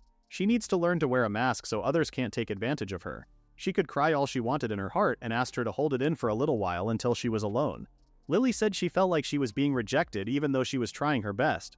She just wanted to ask him the truth, and Layla even defended her. Prince talked to her in a very serious and strict voice. He said that she almost started a strange rumor about that very same Lady Layla. If she came out of the infirmary crying, it wouldn't be strange for people to think Lady Layla made her cry. Layla couldn't believe how it looked like she was the one who bullied her. Prince said the misunderstanding would be cleared up thanks to Yuri, but the idea of the infirmary officer being a manic maniac was more convincing than Lady Layla bullying someone. Layla was so thankful that her uncle was a magic maniac. Lily said people were just assuming things and that she never intended to disparage Layla. Prince asked her if there were two young ladies and one of them was crying, what she would think about that. She said she would think the other lady did something to her. Prince Felix said that just as she thought now, most people would unconditionally assume the one who was crying was the victim. Just by crying, she could make it seem like it was someone else's fault. Lily stood up and said that she wasn't trying to blame anyone, she was just sad. That was just a hypothetical. But in reality, most people would side with the special girl who had light magic. He said that was unfair. In short, she was in a position where she could be forgiven just by crying. Everyone was surprised by how real Prince Felix was talking with Lily. He said that she should stop crying in public from now on. No one wanted to be thought of as the one who made her cry. He told her to apologize to Lady Layla and they would talk after that. That was the first time Layla had ever heard the prince's voice sound so cold. She wondered if he was really irritated or if he was just pretending to be angry. But watching their reaction, there was one thing she understood anew. This academy, attended only by nobles, was a microcosm of high society. It was what her father wanted her to learn. The darkness of nobility, of outwitting and being outwitted, will follow her from now on. The day would eventually come when scandal tars one's own house, and one must pay the price. No one knew what lies beyond the happy ending, because her life was by no means a game. In the next scene, Lady Lily came to the infirmary and apologized to Layla for being deceived like that. Layla was about to comfort her, but she said the nobles were all so mean-spirited, always looking for faults in others, so she was shocked. Lily said it was her fault for not understanding how malicious all the nobles were. She said she would be more careful from now on and slammed the door. Layla had no idea why it turned out like this, and even from that interaction she could understand a little bit of what Prince Felix goes through. In the next scene, it was late at night, and Luna and Layla were out gathering moonflower herb. Luna had been wondering how she knew about this place. She said she found it by chance when she was little. Her brother had an affinity for earth, so he often went into the forest to study. She used to follow him a lot. That was back before she remembered her past life. While he was studying, Layla would wander around the forest and find this place. She saw the flowers on the grass and decided to tell her brother about them. She thought she was staying close to him, but she couldn't find her way back. And then at that time, she was led by someone. She couldn't remember clearly, but she did remember their beautiful golden hair. While she was saying that she saw Prince Felix and panicked, her foot slipped and she fell into the water. After she got out of the water, Prince Felix tried to dry her clothes and told her to be careful. Layla was so embarrassed about making him use his magic for something like this. It was her own carelessness, and now she couldn't even thank him, and her glasses were off again. Prince said it was hard to see her feet with only the moonlight, so he lit up a fire and the place was a lot brighter. Looking at the quiet surface of the water had a calming effect on the soul. This place where he could relax without any interruptions was like a paradise to him. Prince knew that she wouldn't talk to him, so he said she only had to listen. They sat together on the grass, and he said the scenery here was so mystical. The way the moon shimmers on the water's surface was amazing. When she appeared, she thought she was a moon goddess. But she was human. He said that if she were a human, she wouldn't disappear if he touched her. He leaned on her and put his head on her shoulder. Layla was so nervous. Prince Felix's body was so warm. He said that this place had a mysterious power. He could feel a faint magic coming from the water. Evil beings couldn't get close. The lake of spirits where only the chosen may enter. That's just what he called it though. When he was tried, he had a habit of lying down here and gazing at the sky. It had always been his own special place. That's why, on that night before he started at the academy, he was truly surprised to meet her there. He looked her in the eye and thanked her. She remembered the time when she first found this place. Her brother was so worried about her. She said that over by that lake there was a flower she had never seen before. But her brother said there shouldn't be a lake around here. Layla wondered so many things about what he said that day. What did he mean when he said only the chosen may enter? Or what was he thanking her for? She couldn't speak, so she couldn't ask anything. That night, Prince Felix didn't ask who she was either. Before long, the rumors of the silver-haired girl quieted down, and peaceful days passed at the academy. Without noticing, the first long vacation had arrived. Layla had packed her notebook and wondered if she was not forgetting anything. He asked Theodore if he was returning to the manor in the capital as well. He said his brother was hosting his first soiree since becoming the Marquis.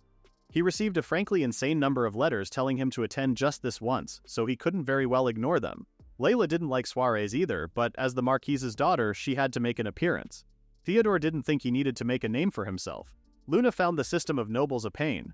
Suddenly, Luna felt a presence that made her uncomfortable, and within a few seconds, Layla's brother jumped on Layla. He said that her beloved older brother had come for her. The creep was here, so Luna decided to stay quiet. Layla said it was good to see him, and it seemed he had been busy since they last spoke. He said that his father's training had been strict, and it was hard for him to get away from their domain. Theodore said it had been very peaceful here, thanks to that. Melvin was pretty excited that the day had finally come, and he had gotten to see Layla. He said he didn't know what he would do with this feeling that wells up inside him every time she gave him that hesitant gaze. He started saying nonsense, and Luna wished that he just stops breathing. They went to the royal capital, and her parents seemed to have missed Layla so much. It had only been a short while, but she had grown even more beautiful. Her mother said this was a special soiree, so she wanted her to get dressed up and look her best. She promised to do as she wanted without any complaints. Both her mother and Melvin were shocked that she agreed right away. She said she was not going to be selfish and said she didn't want to stand out. Even her maid was so excited that she would be able to do her lady's makeup for her for the first time. This was not like her, and Luna knew that too. She knew that Prince Felix would be there this time, and she certainly could not wear her glasses to a soiree. and makeup was quite literally the art of transformation. She was going to dress up in the finest clothes and become such a different person that no one would recognize her from a distance. Luna was about to tell her the truth, but her mother hurried to pick out a dress. Melvin told his mother to leave it to him. She said she was going to take her luggage to her room for now. She was about to take a breath in her room, but she saw Lord Crimson inside her room, sitting on her seat. She thought this was a hallucination, but Luna confirmed that she could definitely sense a dark spirit. She entered the room and asked why he was here. He was glad that she remembered his name and said it was a name he gave himself, one that no one knew, so he was very happy to hear her say it. She told him to answer her question because she didn't recall inviting him. He said that it was an accident. He was traveling through another dimension, but he got the coordinates wrong and accidentally ended up in her room. Abyss confirmed that it wasn't a lie. If she weren't with him, her master's sense of direction was so dreadful that he would surely end up lost and helpless. Layla assumed he had no business with her family then. He said he wanted to confirm the route beforehand for the upcoming soiree hosted by the Vivienne family. He said that his sponsor was invited and he was going to be his escort. Layla didn't know his background, but if he was invited to their home, that meant he was from a family they could trust, at least on the surface. That was still no reason for him to remain here. Crimson confessed that he wanted to become good friends with her. Layla asked if it was because she had a contract with a spirit. That was certainly part of it, but the main reason was that he considered them quite similar. Her distrust of people seemed to be rather deep-rooted. She never rejects those around her, but she always keeps them at arm's length, and yet deep down in her heart she wishes she could find someone to trust. He became certain of it as he observed that she was of the same kind as him. This meant that he was sneaking into the academy even after that day. He didn't deny that, and he also confessed that he had fallen in love with her. Layla told him to stop joking. He reminded her that spirits did not lie. If they could vouch for them, then perhaps even two broken people like them could learn to trust one another. Trapped in their solitude, they would likely spend their entire lives doubting others. If that were the case, then two kindred spirits should become friends. They cannot betray each other.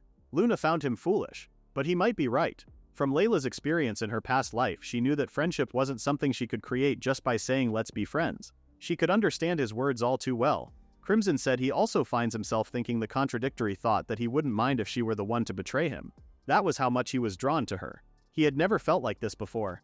Layla said he was smiling as if he was having a lot of fun. He said he was having a wonderful time right now. He judged things based on whether or not they were fun.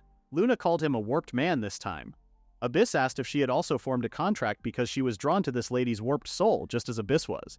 But Luna didn't respond to her. Crimson said the word brethren was more fitting for them. He hoped she would come to realize what that means and leave her room.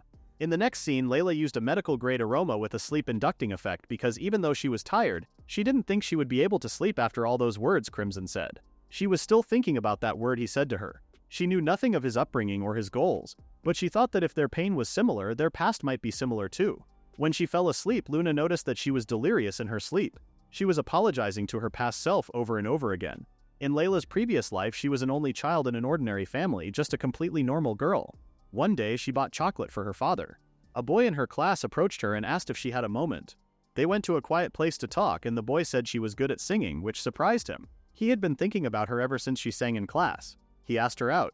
She was shocked and couldn't say anything for a moment. She said it was so sudden. He seemed to know that it was a sudden request, but he was fine with a trial. He promised to hold back on getting her chocolate this year too. Sasaki was someone everyone admired, and she had watched him from afar before too, but that was all it was. As she accepted his confession, she had no idea that her friend was also there listening to them. She didn't know that she would regret this decision. When she came to school one day, her desk wasn't there and some girls were laughing at her. They saw her face and told her to stop acting like a victim. Layla noticed her friend Takahashi's sad face. They told her that she had liked Sasaki forever, and yet a gloomy girl like her stole him. It was like she was even on his level, and they also insulted her appearance. That was enough to make Takahashi giggle. It was simple. Sasaki was popular, and he also had a popular childhood friend, Takahashi. Without knowing anything, she had become the villain who tore them apart. One day, Sasaki called her over and said that if everyone hated her, that would mean she had a problem too. All she wanted was for him to stop this bullying, but the stupid boy was saying she was a problematic girl, even though she was the one who was being bullied. He didn't expect her to be like that and broke up with her, only to go out with Takahashi right after. That was the end of it with him. All that remained for her was relentless bullying. Even though they broke up, people still talked about how she accepted his confession even without knowing him. One day, when she was leaving class, she was still hearing others talking about her, and a girl with short hair grabbed her arm and stood up for her for the first time. She asked the others what they were even getting out of doing this. The girl said Yamamoto just transferred here, and she didn't know anything. The girl held her hand and decided to ignore them. When they were changing their shoes, she told the girl that if she defended her, they would say things about her too. She asked if it would be as awful as what they said to Nanahara. She said she was already used to it. Shocked, the girl told her that she shouldn't get used to this kind of treatment.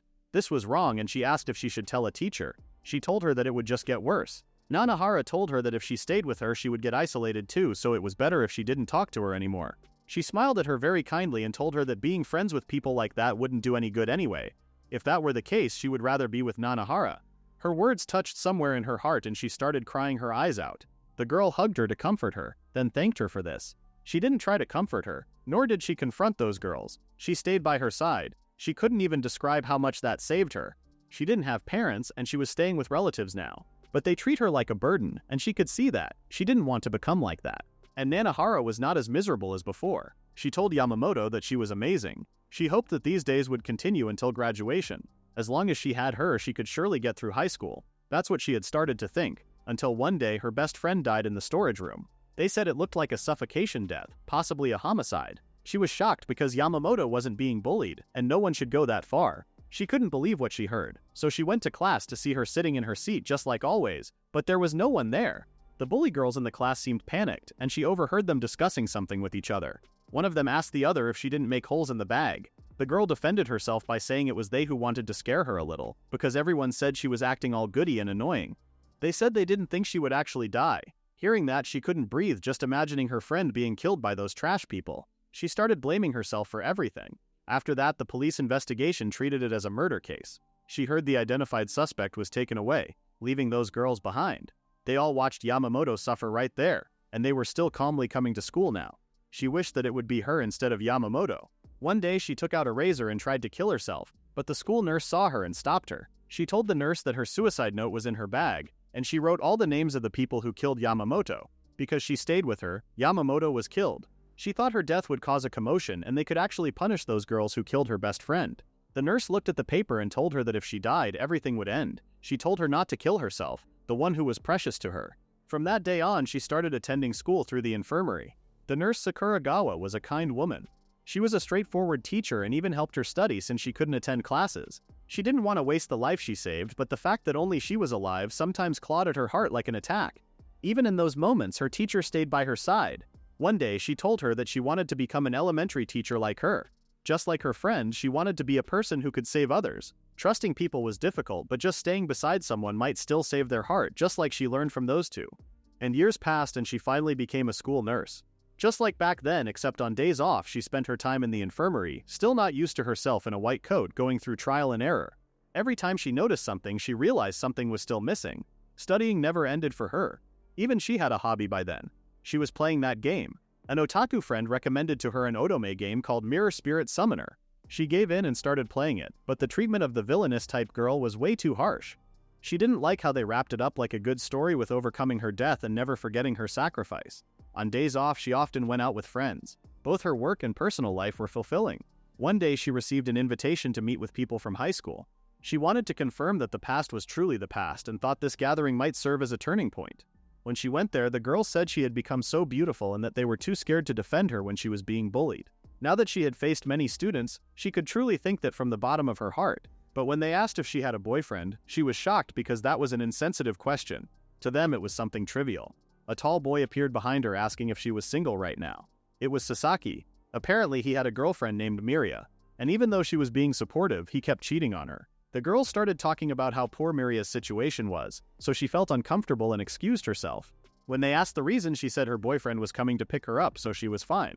They were surprised, and Sasaki overheard them. Miria approached him to ask what he was talking about and heard him saying he wished he had kept dating Nanahara back then. Nanahara left the restaurant alone.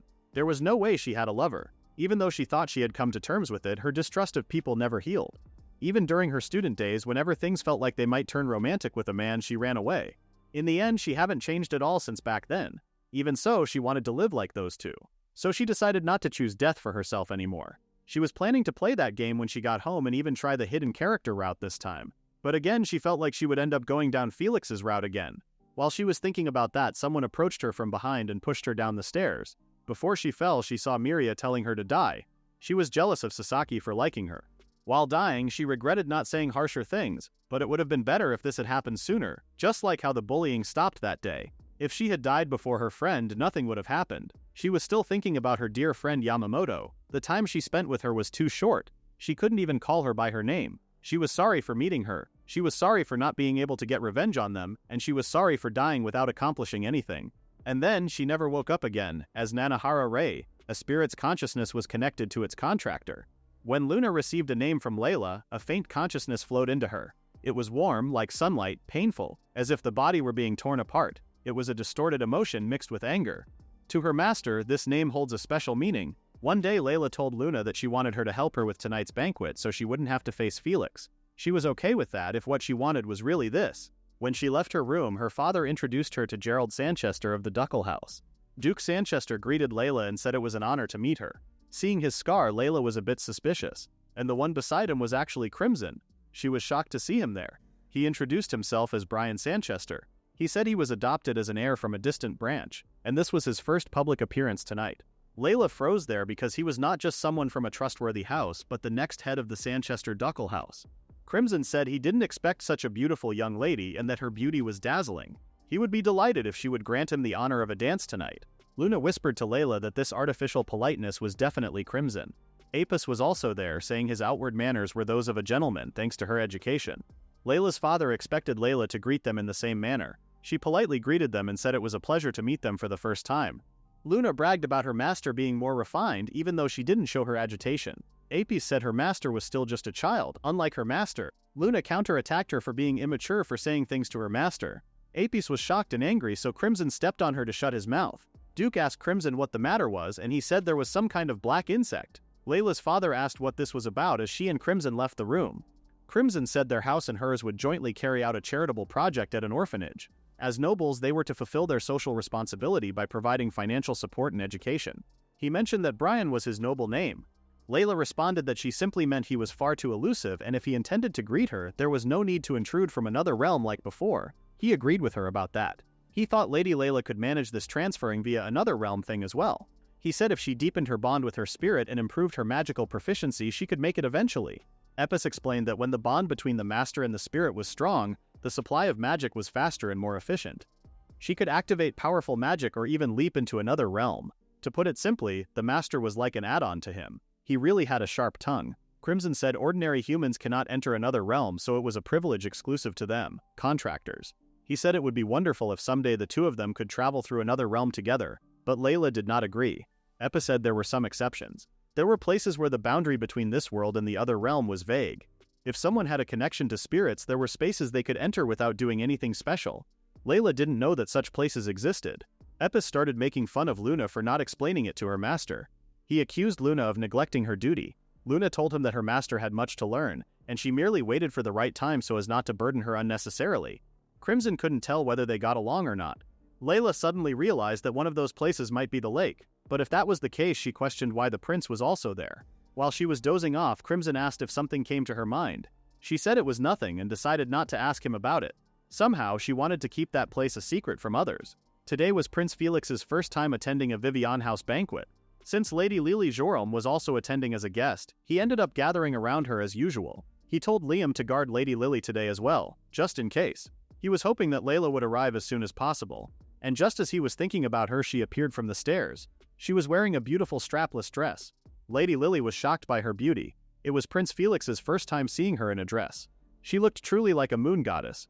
People started dancing and Lady Lily said she wanted to see the garden Lady Layla had and wanted to go there. Prince Felix didn't want to do that since he hadn't even greeted Layla, but then he saw her talking with his brother. He assumed it would count as his greeting to the royal family.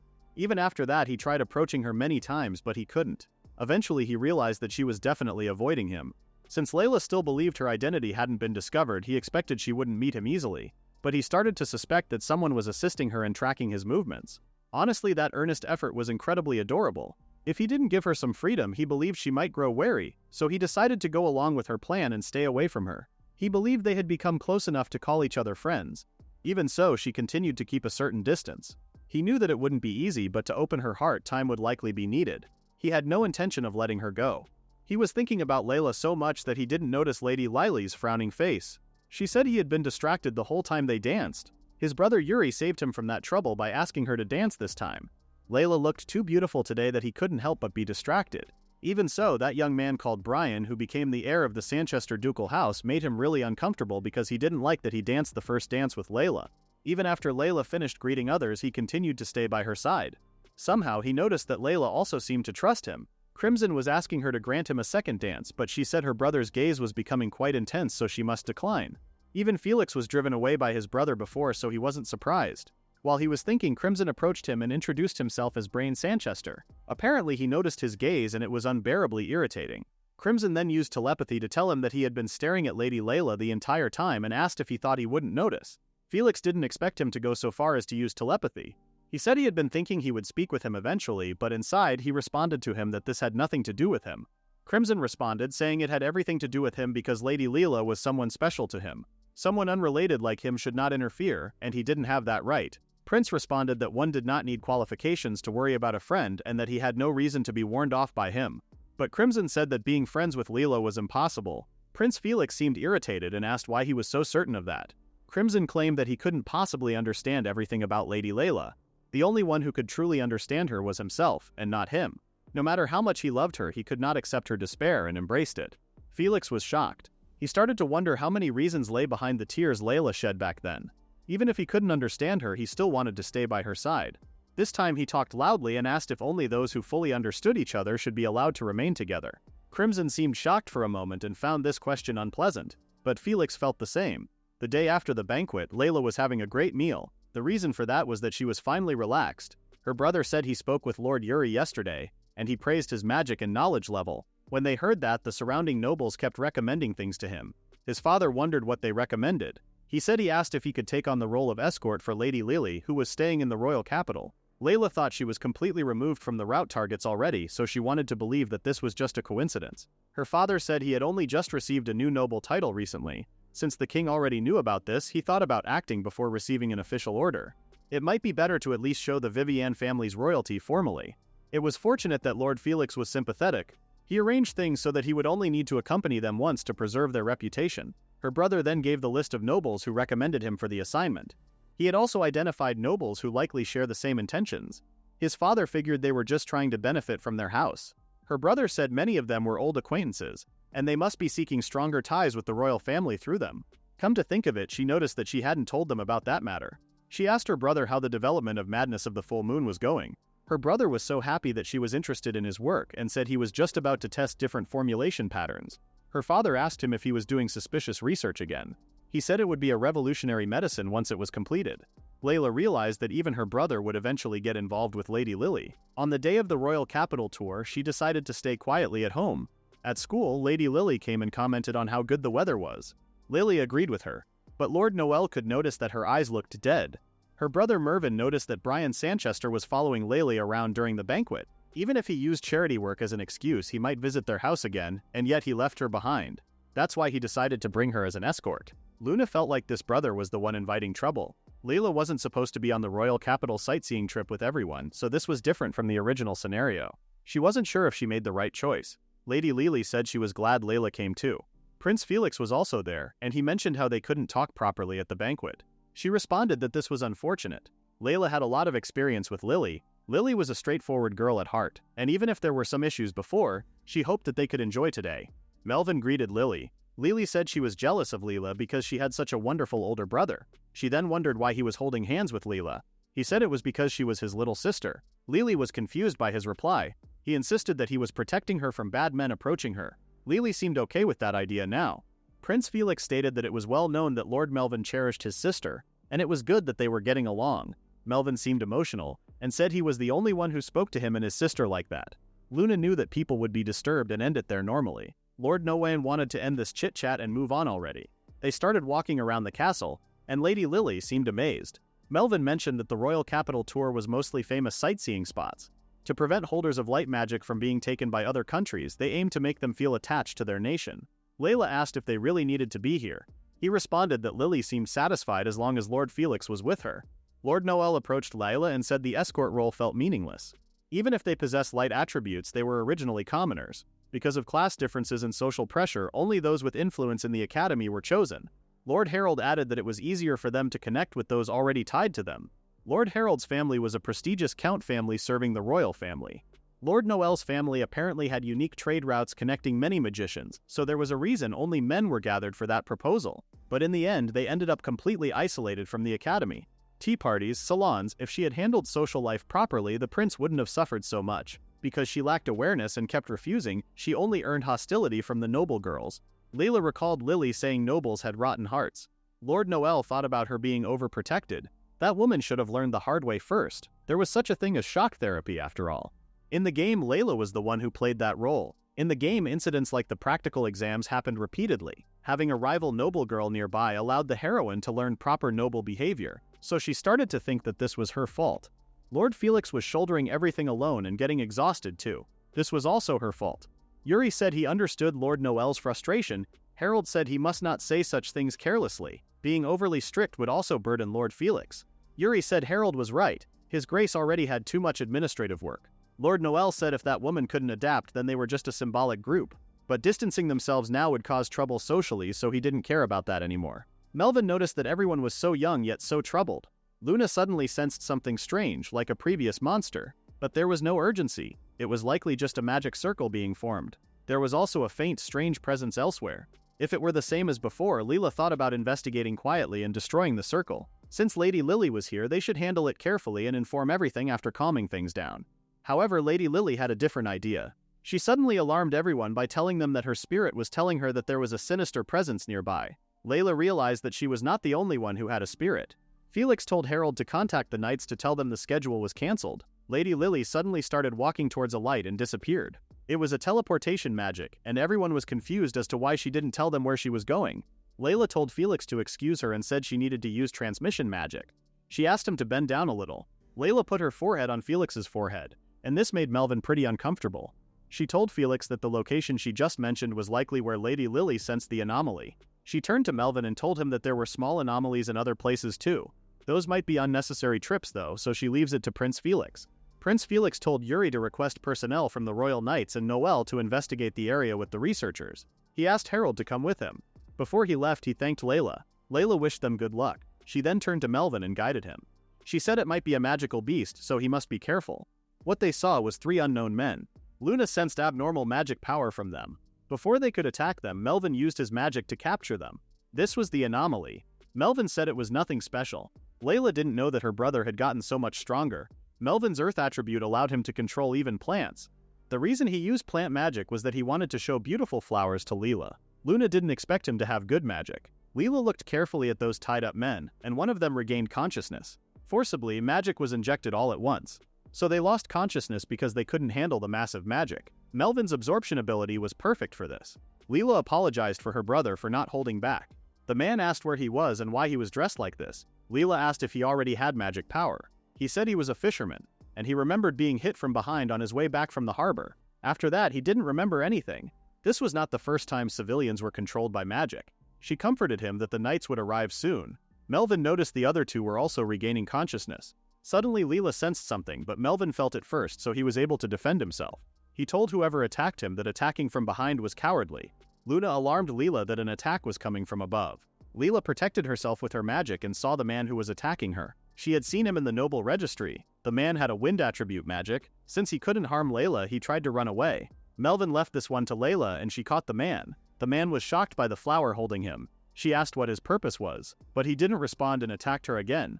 Layla was slightly injured. Luna was worried, but it was just a scratch. In this unstable footing, basic magic applications alone were difficult to use in combat. The man asked if she was scared just from a small injury. He told her not to chase him anymore or he would kill her. However, he suddenly felt weird, strong pressure. The atmosphere completely changed, and Layla was smirking at him.